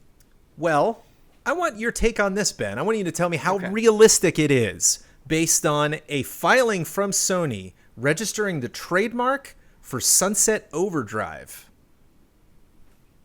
What does that mean? What is what's that- the question? Does that mean something? Or is it just whatever? Oh. Yeah, we filed it. Whatever. We're Sony. We're just look how much money Epic's spending over there. We're just spending money. We're just trademarking stuff. What? I mean, it could mean so many things, right? It could just be now that Insomniac is part of Sony that they're just trademarking it for that reason. It could mean that they're going to release Sunset Overdrive, you know, on the PlayStation 5. It could mean that they're making a sequel to Sunset Overdrive. It could mean many, many things. And it's crazy because it feels like Insomniac already has so much going on, like right now, that the thought of them doing another Sunset Overdrive is wild. But I think that would be really cool. I mean, Sunset Overdrive was absolutely. I have a lot of problems with Sunset Overdrive, but I still think that Sunset Overdrive is one of those games that was trying to do its own thing and really, you know, not just be a sequel, not just be a remake, not just be another thing inspired by Alien, right? Like, it was definitely its own vibe, and you love to see it. So it'd be cool. It was Xbox exclusive when it came out before, right? Ported to Yeah, it was PC in Xbox 2018. Yeah. Right. Okay. Right. But to answer your question, how likely do I think that this is like a real thing? I think it's pretty likely. Well, let's put the remaster then. Let's put that at the bottom because I think a sequel would be probably what fans would like the most. The game just coming to PlayStation 5 would probably be on the bottom. Just above that would be a remaster package and all the Yeah. DLC. Yeah. And again, you know, I'm not sure if this follows the kind of the Crash Bandicoot path of, you know, let's remaster it, check and see if that sells well, and then possibly we'll go into a sequel. Just seeing a lot of people online, Ben, that are like, this means nothing, don't get excited, don't talk Yeah. about it on your podcast. Also very likely as well. Yeah. Yeah. this yeah. means you, Brandon Jones. Yes. Yeah. In fact, also realistic take. of course, Sony owns Insomniac Games. When they bought him in 2019, Sean Layden, who was then chairman of Sony Interactive Worldwide Studios, said Sunset Overdrive was a great experience for Insomniac. But as far as the IP itself, haven't really turned over the files on that one to see what it actually means. To be honest, we like what they've been doing under the Spider-Man franchise. Things like Ratchet and Clank are certainly vital series in the present and future. That's what we're concentrating on. But he's not around anymore. Herman's in charge. We'll see. This is, despite me saying that something could happen. You're probably those people that are being like, yeah, this is probably nothing. They're probably right. It's probably, yeah. I don't want this to sound mean, but like, it seems like Insomniac is frying bigger fish now. Sure.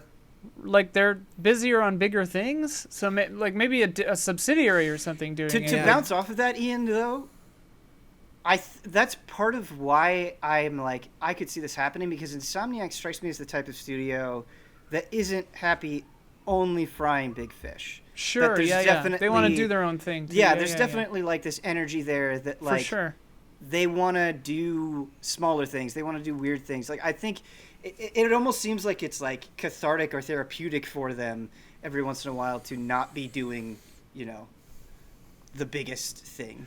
You're totally right, for sure. I'm almost like split right down the middle, because on one hand I'm thinking like, I mean, this company that has completely destroyed it in the last couple of years, like, just let them do what they want to do if they're not interested in this, or if they're obviously, I think Ratchet and Clank's going to sell more than any of them have in the past. Obviously Spider-Man 2 is going to be the biggest Sony game ever when that eventually happens, but at the same time, people have such a passion for Sunset Overdrive, a game that I've never really spent a lot of time in, and so it just seems like a community that's just completely ready to go.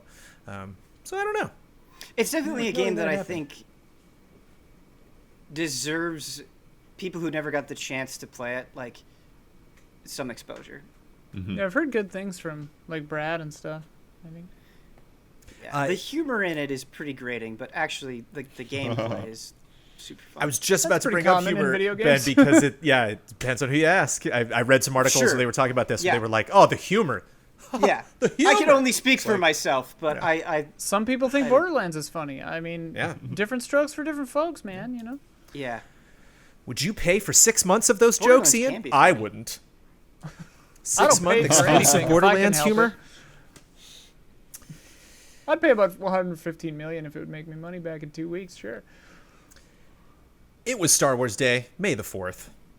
May the 4th Be with you. be with all of you. Our podcast buddy, Matt Piscatella, executive director and video game industry advisor at the MPD Group, dropped the top 10 best-selling Star Wars games of all time on us on the day. Fun. Yeah, we don't have to. Ben, you had a Star Wars renaissance recently, so I'm curious. Yeah, kinda I would say like the last 2 years, I've really like refound my love for Star Wars with a level of intensity. Like, I've always loved Star Wars, but this was like more intense than ever. Yeah, for sure. It's funny, I was playing Galaxy of Heroes on Star Wars Day, and I was like, wow, I've really been into Marvel lately, and I haven't like really thought about Star Wars that much.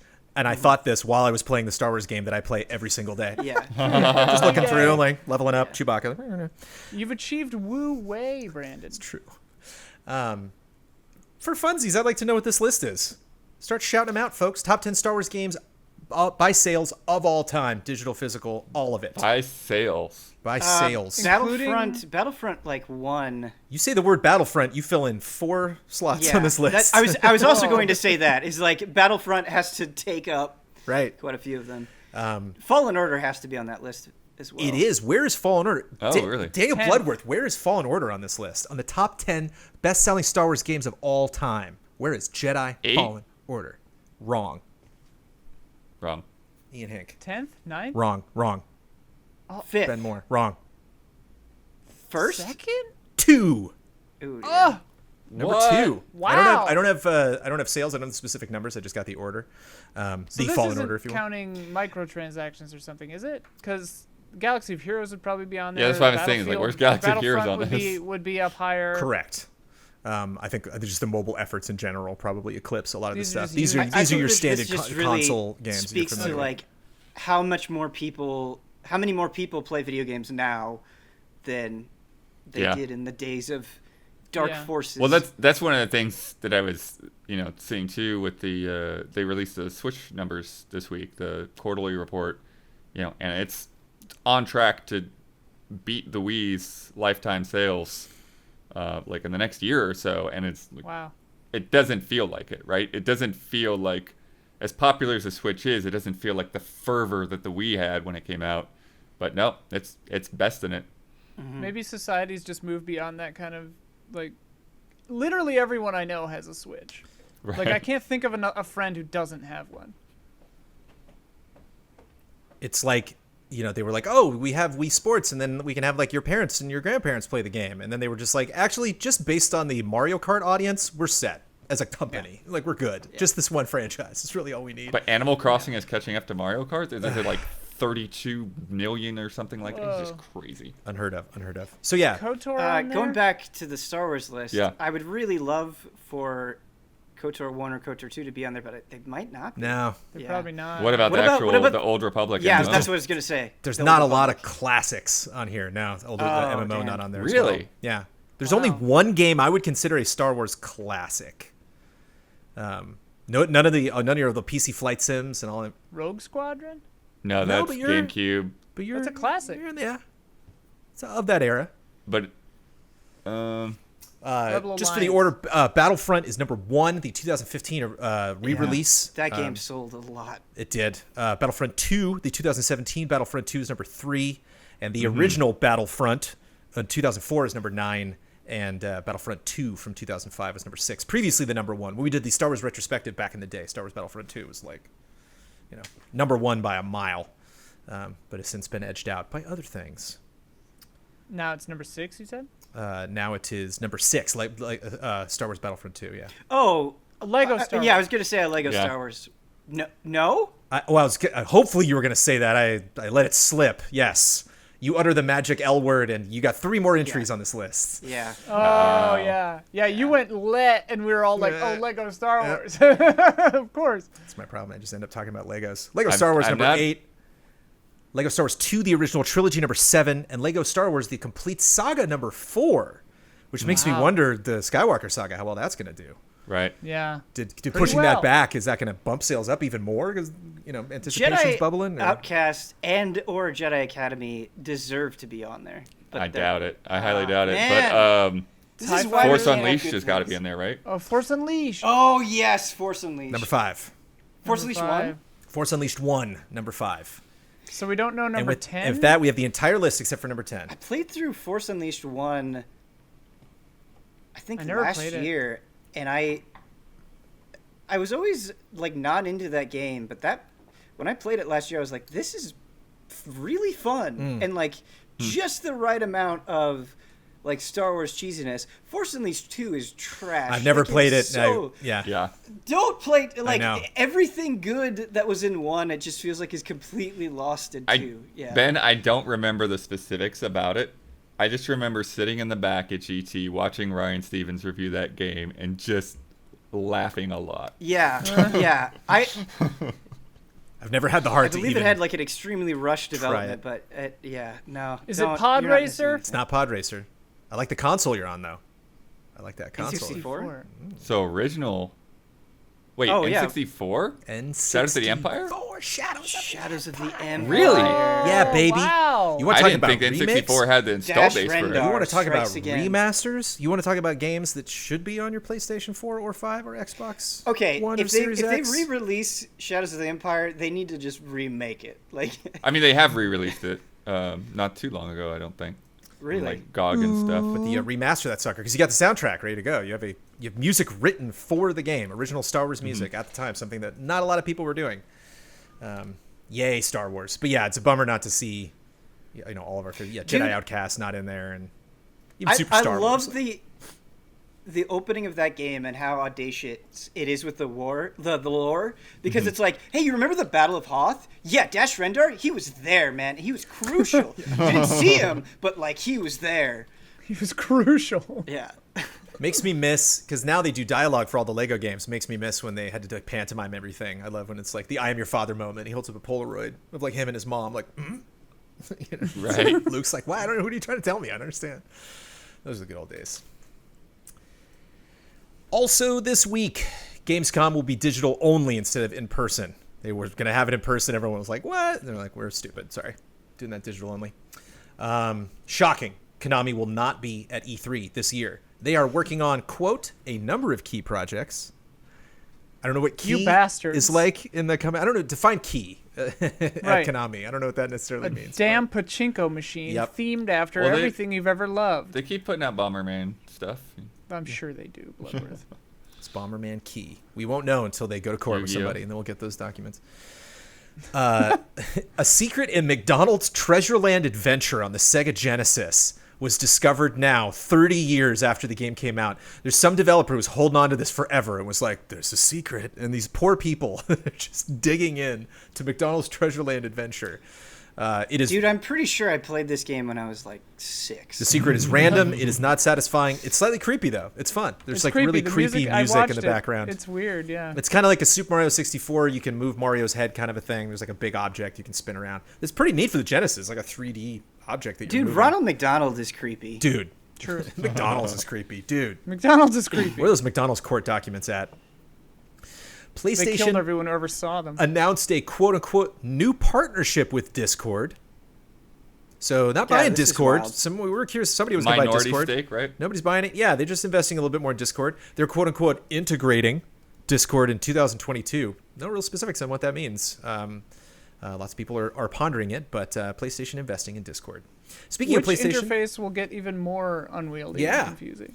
Better than the Epic Game Store, though. The official PlayStation magazine is relaunching as Play. Didn't that happen? Hasn't Play been like a thing? Hasn't there been a magazine called Play? I thought there was. I don't know if I'm tripping, man. Recall, that seems like a magazine I've read before. I don't know. Maybe I'm... Sure. Yeah. I didn't even know the official PlayStation magazine still existed. It's in Europe. It's the European official PlayStation magazine. Taking me back. Shout out to OPM. To quote LCD Sound System, magazines, we don't have those. Sony's being sued. Ooh, maybe more documents. Over PlayStation Store exclusivity. Basically meaning that in the alleged document, it says that Sony, if they want to, although I don't know if there's a precedent for this, may force consumers to spend up to 170% more in their digital marketplace than they potentially could in other places. They're like, if your store is the only place I can buy something, that's a monopoly. That's not cool. But it's PlayStation. That's the funny thing, though. Like, isn't that comparison just disproving that it's a monopoly? It's a bit, it's a bit strange. It seems like a headline grabber more than something that they'll actually win. But it is sort of based off of the, again, like going back to the whole Epic situation and the arguments being made there. But it's funny to me because it's like, well, PlayStation Store does have sales, like it's things aren't always at full price there.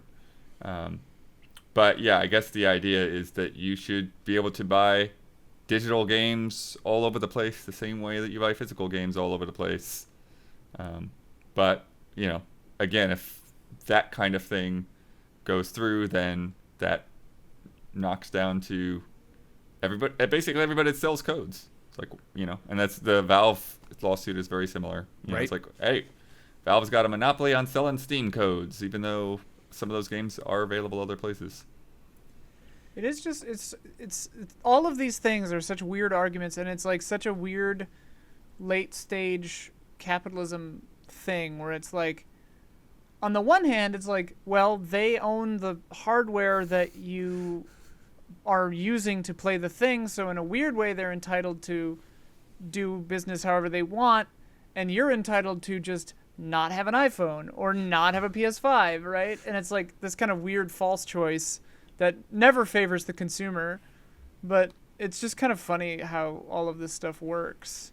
Yeah, in entertainment, it just doesn't seem as severe. We're not talking about like houses or like eggs. Right. Right. Well, then I feel like there have been people that have been pushing too for like a different like definition of digital ownership, right? So that not only could you buy codes somewhere else, but like when you're done with the game, then you could, foreseeably like sell your game to somebody else or gift it to somebody else. Well, and how exactly does that work? Once every game you own has an NFT attached to it, and we destroy the entire planet mining for NFTs, then we can do that. It'll be great. Just picture the beginning of that post-apocalyptic film. Like, that was before the NFTs. The NFT wars. people were reselling their Fortnite skins, and it destabilized Europe. I'm sorry, this is not relevant to the current conversation, but I'm on the Steam page for Resident Evil Village, and it says this game will unlock in approximately 1 hour. Well, Woo! And Let's wrap it up. you'll have I'm only an hour and aroused. 15 minutes left in this podcast, man. That's an hour and 15 minutes too long. Toys for Bob. If you're not familiar with Toys for Bob, Skylanders, and Spyro and Crash and all that stuff. This is depressing. This is very depressing. Toys for This is Bob. And now I saw, again, I read this online, and now officially every single Activision Blizzard developer is working on something related to Call of Duty. Specifically, Toys for Bob is working on Warzone. So they absolutely kicked ass with Crash Bandicoot, brought that franchise back, and Crash their 4 is reward is great. just get on COD. Like Crash Bandicoot 4 did not get its day in the sun, dude. And, like, everybody all the time, they were like, we want Crash back, we want Crash back, we want Crash back. And it feels like Crash 4 came out, and, like, no one cared. What's going on? Are gamers so I think fickle? it sold well. Yeah. Oh, I think sales were astronomical. No, it wasn't enough, damn it. Not enough It for wasn't enough. Kotick, no. How soon we forget. It wasn't enough. So yeah, it's a bummer, with Days Gone 2, and like a lot of these developers like are doing well, and like their reward is all right. Go help that other team. Go find a desk somewhere. I'm putting this in one selfishly because I loved the original. Flashback 2 started development recently from original designer Paul Cuisset. That is following 95's Fade to Black, which was also a sequel to Flashback, so I don't know what Flashback 2 means. There's also a remake of Flashback that's very bad, but Flashback was my Dark Souls back in the day. That was a game where I was Nice. like, I suck at this. And I love like the quote in the press release, like, "Oh yeah, I've had this idea kicking around for a while." It's like, a long while. 20 years. It's been a long, long time since Flashback. Tom Clancy's The Division Heartland, a free-to-play game, is currently in development at Red Storm. Crazy. Don't know why that's not DLC coming to The Division. That's a separate free-to-play game. I mean, it's a couple of years out, so Yeah, really curious to see. Huber's down. The Witcher 3's director left CD Projekt Red following bullying allegations, which is tricky because he's denying them, and then they said there's an internal investigation where he said that nothing was found, but then a lot of his messaging leaving is like, I promise to be better, and it's like, but if you're trying to be better, why? They said he didn't do anything. well, it's confusing. he didn't like, he was found innocent or whatever by the investigation, but yeah, I think he just sort of it read like he felt like, regardless of the outcome of his guilt or innocence, like it just wasn't comfortable for people to work with him. And so he's like, all right, I'm gonna leave, I'm gonna try to work on that stuff, and we'll see where he pops up later. This is too bad because CD Projekt has just been crushing Just banner year. with publicity and Can do no wrong, that yeah. company. Not a good time to leave there. VP and head of product at Stadia, speaking of leaving places, John Justice is gone. Vice president of Stadia and head of product has left. 6 other people also left to join Haven Studios. And that's Jade Raymond's new studio. We have no idea what she's been working on, but she yoinked a couple other people from Stadia. So CD Projekt Red, not doing well. Stadia, not doing well. HBO doing well, though. Bloodborne series reportedly in early development. Reportedly. Yeah, it's a rumor, so who Yeah. knows? Don't get too excited, Project Beast. But sounds cool. The script, according to this rumor, is that each episode ends with a boss fight, and it's just Wow. trying to get a simple task done. And that the could shit either just be keeps going amazing crazy. or terrible, depending They on how like they do it, Ben. They likened it to Dread or The Raid. Oh, stop and I it. was like, Forget it now. oh Forget it now. shit. Hold on, let's pause a moment. Both The Raid and Dread are phenomenal films. And basically Super- the same movie. super entertaining. I'm not sure I want Bloodborne to be The Raid I think what or they mean- Dread. I think what they mean is it's minimal talking and just trying to Yeah. get to a place, Yes. but you have to I fight wanna a bunch see of dudes the and main make Okay, it away. okay. Which you're is sorry. perfect. I got to see the main character die in a boss fight, and then have to watch that character go all the way back, running, The second being attacked, episode just is running just the past first episode things. again, but they're better at Yeah. it. I And will then- really want to see how many people talk through Windows. Oh my god. Like, What if you never see another you human never and they're all just in windows? Yeah, they all And have they're all big hats. crying or laughing. Okay, I'm on board. Yeah, I am 100% on board for this show. Yeah, they have like the HBO. early cast photos. You can't see any of the actors. It's all just the hats and masks and stuff. They're like, They didn't consult me. I Though. heard Daisy Ridley's would in be this, but is that funny- her? I can't tell. Yeah. If in a Bloodborne show, they like set up this character and they have like this hour-long premiere, right? And like, you know, they build up this character and then unexpectedly the character just dies at the end of the episode and you get a totally new character. It'd be great. Yeah. Regardless, I'll watch it Yeah. if it exists. Man, I was so excited for the Dragon's Dogma anime and it was absolute trash. I didn't watch it because you said it was so bad. Yeah, it's given me pause. Like, it's frustratingly bad. Yeah. This Not was even a like an live entertaining action. bad. Who knows? Yeah. I was gonna Could be watch that terrible, anime while playing Force could be Unleashed 2 great. tonight, but maybe I'll play Resident Evil Village instead. Changed my plans last minute. It is time for Love and Respect.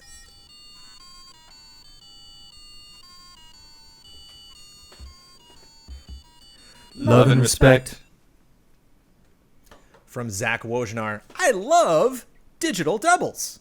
I think it's awesome when I can recognize an actor before I can even hear them speak. I guess the super big examples would be anyone from Death Stranding or Starkiller Sam Witwer in Days Gone.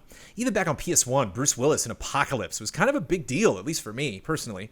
Some people think it's corny or gimmicky. Sometimes the actors don't really invest in their performances. Daniel Craig in GoldenEye 007 is absolutely horrible. But I think the good examples more than make up for the bad ones, whether it's a licensed game or an original title using Hollywood talent. Where do you stand on the use of high-profile digital doubles? Shout out to Until Dawn. It's got Heroes, Agents of S.H.I.E.L.D., and Mr. Robot all in one game. Awesome. Yeah. I like it when it's used with intention. Like, Death Stranding and stuff. Like, clearly he was like, I am casting Mads Mikkelsen as this character. Like, it's a movie, you know? Yeah. When it gets a little distracting sometimes if, like, all of a sudden some dude shows up that looks like somebody. But, like, that's pretty rare if it's ever happened. But, like, I like it. Yeah. Horizon cracked me up. What is it? I want to say Lance Reddick, but I might be confusing that He's to in somebody stuff. else. He's in Destiny. Yes, he is. He is in Horizon Zero Dawn, and they did a thing where he was like called on the radio, and he's like, "I wondered what actor I am," and I'm like, "Oh, it's the guy from the thing. Fringe. I know that voice." You know, Have you and then seen he him like on the surprised Eric- me later. I'm like, "Yeah, surprised it's you. What are you talking about?" Have you seen him on The the Eric Eric Andre show? Yeah. Specifically him. It's, I mean, that show is brilliant in general, but his, yeah, he's great in it. Eric Andre actually talked about that maybe on Stir Crazy when I was cutting that, but he said that was the only time they ever had like a scripted moment with a guest, because and they never otherwise do that because it undercuts the whole point of the show. But Yeah. like they like the Kunta Kinte thing where I wish I were LeVar Burton and stuff. Like they actually like wrote that for him. It's pretty wild. He like punches the desk. Yes, it's so good. Oh my god. I love Lance Reddick. Yeah, I'm trying to think. Other than Death Stranding, I mean, Call of Duty does it a lot. Mm-hmm. Halo's done it. When Call of I mean, Duty Troy had Baker Avenged alone has had his face in Sevenfold- like, you know. Oh yeah, Infamous when Second Call of Son Duty was had great. Avenged yeah. Sevenfold or whatever at the end of that game, that was stupid as hell. When like, Oh remember sure. that? That Yeah, band I do. showed up. I think it was and, like, Black Ops 2. wasn't the band itself like in the game? It was like that's like how the game ended. It was Yeah. like yeah. They like went to an Avenged Sevenfold concert or something, and I was Yeah, just like, it I remember was- seeing. I think Ryan was playing it for a review or something, and I saw that part, or I cut the review. I think I cut that review, and I was just like, "What the fuck? Like, What Right. is this? I almost appreciate it because of that. It's so nuts." Yeah, Yeah. It was so out there. Yeah, I've all sorts of stupid opinions about this. I actually just want to shout out to like, because I didn't even realize this. I think maybe Mass Effect was the first time that this came to my attention. Was that I don't know about the female Shepard, but I know the male Shepard, the guy who was on the box art, who was on all the posters and everything, was like a guy, was a model, you know, that they brought in, and they're like, "You're just the character. All right, get the hell out of the office." You know, it's just strange to me that this guy's coming in. Like, yes, have your property be me everywhere. Okay, bye. Like, I'm no longer at all involved in this project whatsoever. And The Jessica Chobot character was a little distracting. Yeah, Right. yeah. Yeah, I was she looked actually weird. just That- gonna say that. That was like a weird example of that, where I was like, Oh. I could do without this. was that in Mass Effect or was that? Is it Mass Effect 3? 2? Three or two? Three. I thought it was 2. I want to. Yeah, I think it's Mass 2. Effect. It was, okay. Possibly 2 and 3. It was Mass Effect 2. 3. Because I've seen her and I didn't play 3. Yeah, Yeah. that stuff is very distracting Well, I for mean, me, just personally. you probably see a lot of things and stuff. Yeah. Yeah. Diana Allers. Mass Effect 3. Appearances Mass Got it. Effect 3. Just that one game, Mass Effect 3. Okay, then. All right. I must have cut that review. I'm I just must joking. have cut that review. I get to meet her for the first time. I just want to give a shout out to all of the people cast. I mean, shout out to that Spider-Man, that poor guy who's just like booked this gig. Was like, yes, and it's like, no, actually, you don't exist, never existed, never speak of this ever again to anybody. Never tell anyone you worked on Spider-Man, because you'd be, ruining the careers of these other fine actors that are now Spider-Man. But it was like the hill that I died on by myself. What was the guy from?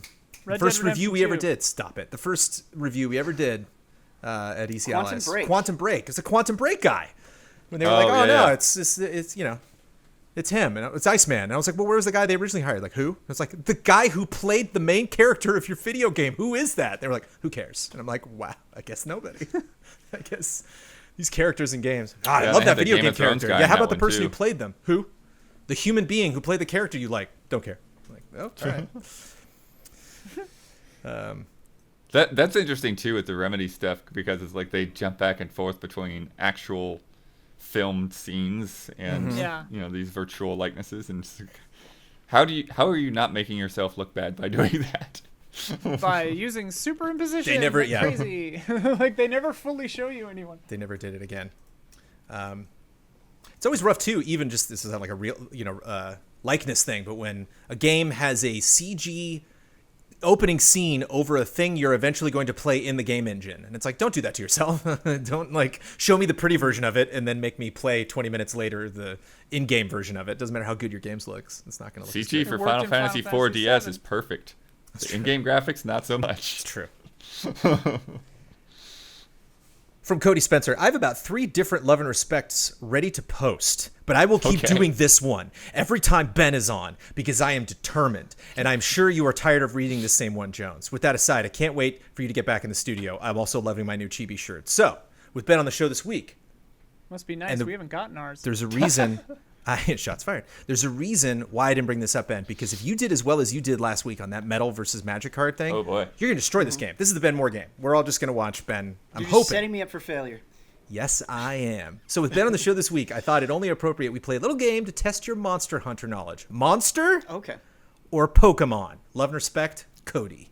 It's real simple. Is this a Monster Hunter monster or is this a Pokemon? You ready? Okay. Yeah. Gendrome or Gendrome? Gendrome? Gendrome.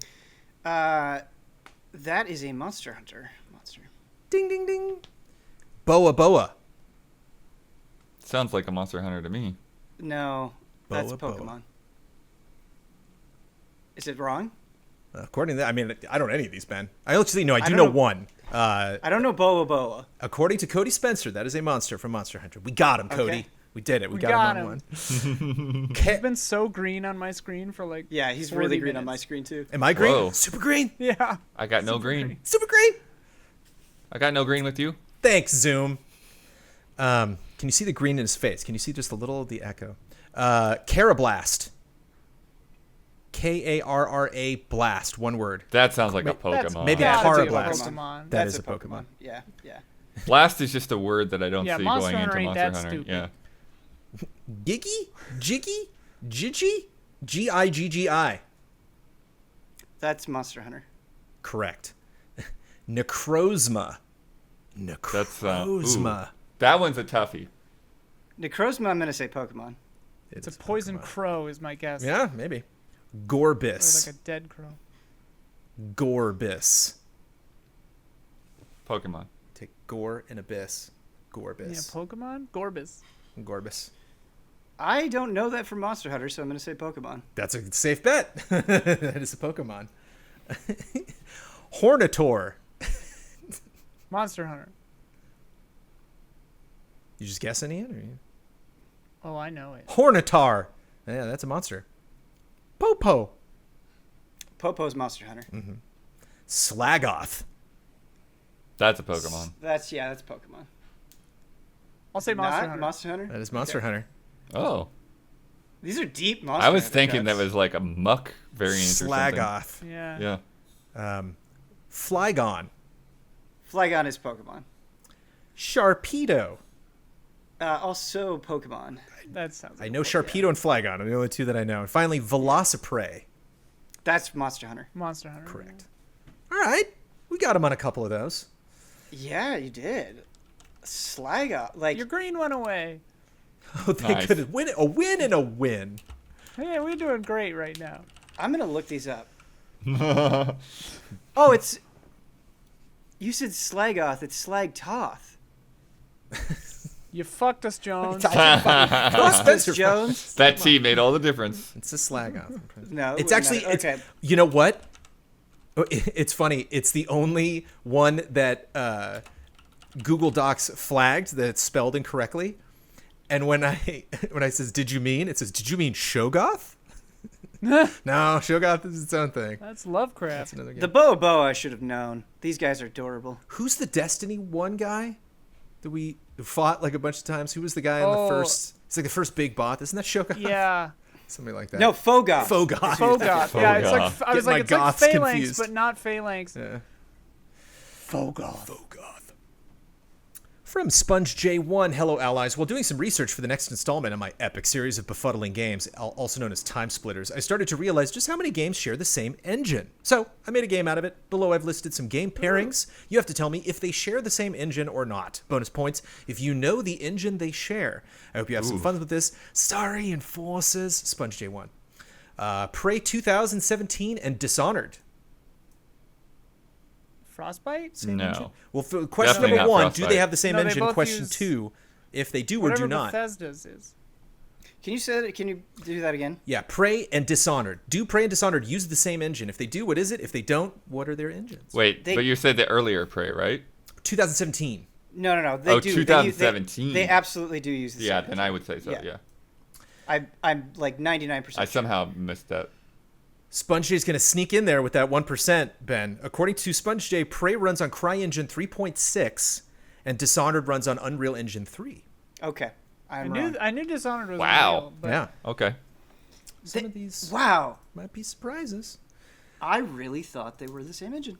And, you know, obviously we do corrections at the top of the podcast. Correcting people for their love and respect submissions. Love it. So please correct us if necessary. I'll do that research. PES Soccer 2014 and Metal Gear Solid 5. Yes. Yes. Yeah, Yes. they do. I think they made a deal about this at E3 that they was used that the same Fox engine. engine? That's Fox. Yeah, Fox engine. Yay, everybody wins. It's a good co-op effort. Ian came up with the name. Celeste and Hades? Celeste No. and Hades? They're made by- Yes. Well, they both might be like. I wanna say Unity or no. something.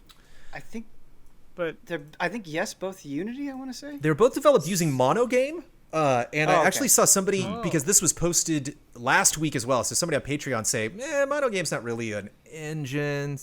But I Okay. think they both used the software. But again, that is all just comments for the podcast. Earth Defense Force, Insect Armageddon, and Dora the Explorer Journey to the Purple Planet. God, Yes, it's Unreal Engine 4. I got no idea. I got no clue. They do run on the same engines. The Vicious engine, though. Oh, the Vicious. ah, Gotta break out the Vicious What's your engine defense for that force? Dora. Did you say Insect? Oh, I was thinking of the other shitty one. I was thinking of Iron Rain. Okay. Yes. I remember that one. Yeah, dude, they keep trying to make these Earth Defense Force games by these different studios that just they don't capture the soul, man. They don't do it. But yeah, I was thinking of Iron Rain. Fallout New Vegas and Skyrim. Yeah. Yes, Mm-hmm. Probably, right? What's the name of that engine? it's the Creation engine. That is the name of the engine Skyrim runs on. New Vegas runs on Gamebryo. Oh, Not wow. Creation. But again, maybe, you know, You said New Vegas? New Vegas runs on Yeah, 'cause Gamebryo that and was Skyrim is on before- Creation Engine. But yeah. So if Skyrim it's- was new, the if it new is engine? ready. Yeah. I mean, But if they stand to be corrected. new engine. Right. I don't know, Oh, man. no, yeah. Sonic Boom, Rise of Lyric, and Sonic Forces. Dude, like both who run cares? on a trash can or what? Yeah, no idea. They're both being programmed as you play Believe it or them. not, they don't run on the same engine. Sonic Boom runs on CryEngine 3.6. Sonic Forces uses Hedgehog Engine 2. Nice. Forces is definitely like several tiers above Sonic Boom. But Just imagine you on a road trip and you like pull over and it's like, this engine's kaput. I got a Hedgehog engine in the back. I'm like, no, I'm good. I'm fine. I'll wait for the part to come in. Dude, it was some of the most like disgruntled fanboy complaints I've gotten on a review is the Sonic Forces review. And it's like, you just don't get it, man. And I'm like, I'm sorry, that game sucks. You gotta It's say just to You gotta not read the good. novel. Are you still around, Sonic Force fanboys? We gotcha. Donkey Kong Country returns in Metroid Prime. Same engine? yes. Yes. I believe it. Yes. The Prime engine. Huh. Until Dawn and the Dark Pictures anthology? Yes. Probably. I don't They- think so. I don't think Dark Pictures might have gone Unreal. I think they had to go on a different engine because they were on a Sony engine before. Yeah. Yeah. Until You're Dawn's right. did it the Decima way, and Dark Pictures is now an Unreal 4. So, all Yeah. of that new stuff. Mirror's Edge and Mirror's Edge Catalyst. No, Mirror's Edge is definitely Unreal and Catalyst Yes. is Frostbite. Yes, Frostbite. correct, exactly. Yeah. The second one was Frostbite for sure. Both of the I threes. remember that because when we saw Mirror's Edge for the first time, it was in a period when every Unreal Engine game looked the same. Yeah. And Mirror's Edge just like made us rethink what the Oh, Unreal Mirror's Engine Edge is was. Yeah. gorgeous, yeah. It's probably a safe bet, too, because there's pretty big gap between those two releases. So, probably some new engines coming out in that time. Well, yeah, I mean, and then DICE is, engineered Frostbite, so. South Park: The Fractured But Whole, and Mario plus Rabbids Kingdom Battle.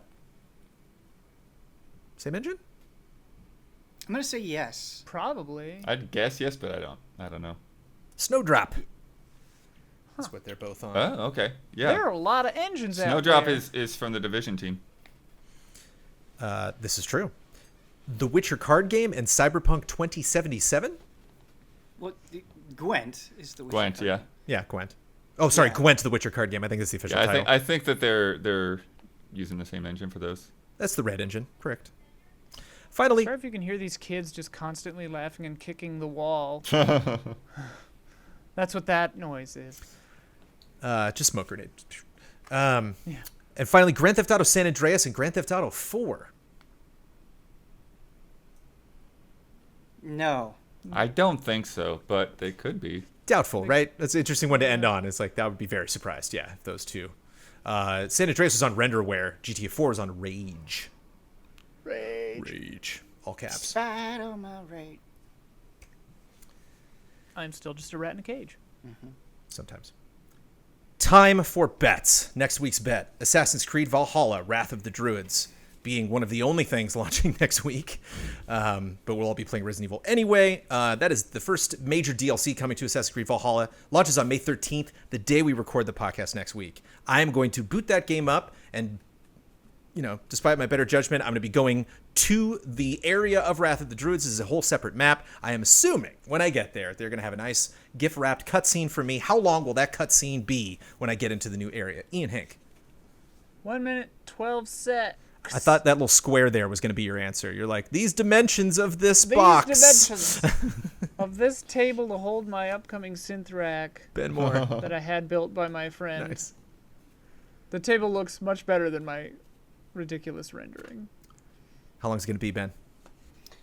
I said 3 minutes. Okay. Daniel Bloodworth. I thought I was low, but Ian got under me. 221. Oh, I'm definitely low. 120. Buy me a drink first, Bloodworth. Yes. Do we have the low and the high? The high is... We do have the low and the high. yeah. Woo! Go us. Go us. Um, You go low. You go high, I'll go low. last week's bet, Resident Evil Village launches now. Right now. May 7th. How many In the words? show. I want to know how many words are in the last tweet from RE_games. URL's not included. I'm going to copy the text into Google Docs and just go with what it says. There were 50 words in the last tweet when I checked it last week. Let me make this window bigger so I can search for them. And we will see. Real time in it. Real time in it. Oh, no. Oh, no. Oh, how dare you. Oh, wait a minute. Okay, wait. No, they retweeted that one, and that's a pinned tweet. No! I don't even have to look it up. I knew they were going to get cute. I knew it. Ben Moore bet 30, Brad Ellis bet 45, Daniel Bloodworth bet 31, and I bet 60. How many words? How many words are in the latest tweet? 0. 1, Zero. 2, 3, 4, 5. 2 Yeah. tall, 4 Twitter crop. And guess what the image is? Everybody knows the image. Yeah, we all know. Lady They're leaning into it. Dimitrescu. I guess I'm the real Resident Evil fan now. Dimitrescu. Ben had the lowest. You were 25 words off, but still with Still the beat 30. all of you. You won. Bringing our scores to Jovial Penguins 11. Oh, wow, I forgot. God, it's a solid quote. Vociferous Beavers 9. Nom, nom, nom, nom, nom, nom, nom. Is that scene like the duck comes in, the explosions, and all the circus people come out, and he gets up on the microphone. I forgot. Batman's like, Penguin?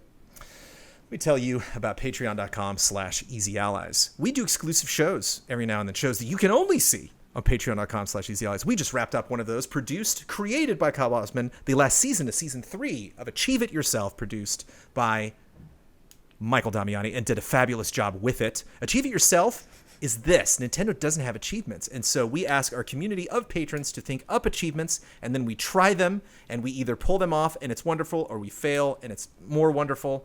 But it is so much fun to be a part of, so much fun to watch other people do good or bad at all of this, and funny to see how that all wraps up. Achieve It Yourself, Season 3, now exclusive to patreon.com/easyallies, and you get this podcast early if you want, a lot of other fun bonuses, but all those exclusives, you might want to check those out. Patreon.com/easyallies. It is a new month. We got a new list of shout-outs. This is our very tip-top tier, patreon.com/easyallies. I'm going to shout them out. Ian, you're going first. I'm going after Ian. Blood, you're going third. And Ben, you are going fourth. Dude, I always go fourth. Do you want to change it up? You can go third? Yeah, man. Okay. Ben, you go third. Blood, you go fourth. Okay, Blood, All right, you're going last. nice. Ian, you're going first. I'm going after Ian. Then Ben. Then Blood's going last. Shout out to Caleb Togi Crawford, Edsger, So I'm a Spider, So What, Elthanis, Ezdokow, and Greg the Dark Knight Kettering. Shout out. Shout out. Shout out. Ben, you won the podcast, and just a fantastic job being the third on the shout out too. I think you Thank really you. Thank you. You slipped into that new position unexpectedly, but I think you did a really good job. You get to promote any Easy Allies video you'd like to promote. You get the final word on anything you've disagreed with once you reiterate just popped in your head. You get to sign off with your trademark sign off, and then play Resident Evil Village. Enjoy. Oh, dude, I've been staring at it at Steam for like the last hour. Okay, so promote. Oh, okay. I'd like to promote the Nier Replicant review. I think that game is really cool, really special, and I think it would mean a lot to me if like as many people as possible could give it a chance. I also think it's a good review. I like the script. I think Don did a really nice job editing it. Brandon always do a great job with the Japanese games and like how crazy some of those pronunciations are. We kind of throw you to the wolves there sometimes. Wolves spouting Japanese language, and I'm like, it's scary. It's intimidating. Let's see, and then I promoted something. Final word, trademark sign off, right? Okay. Mm-hmm. Final word. I just want to reiterate: Sonic Forces sucks. It's not good. It's not a good game. It's okay. I like some things that suck, but let's be honest with ourselves. Sophie is our supreme ruler.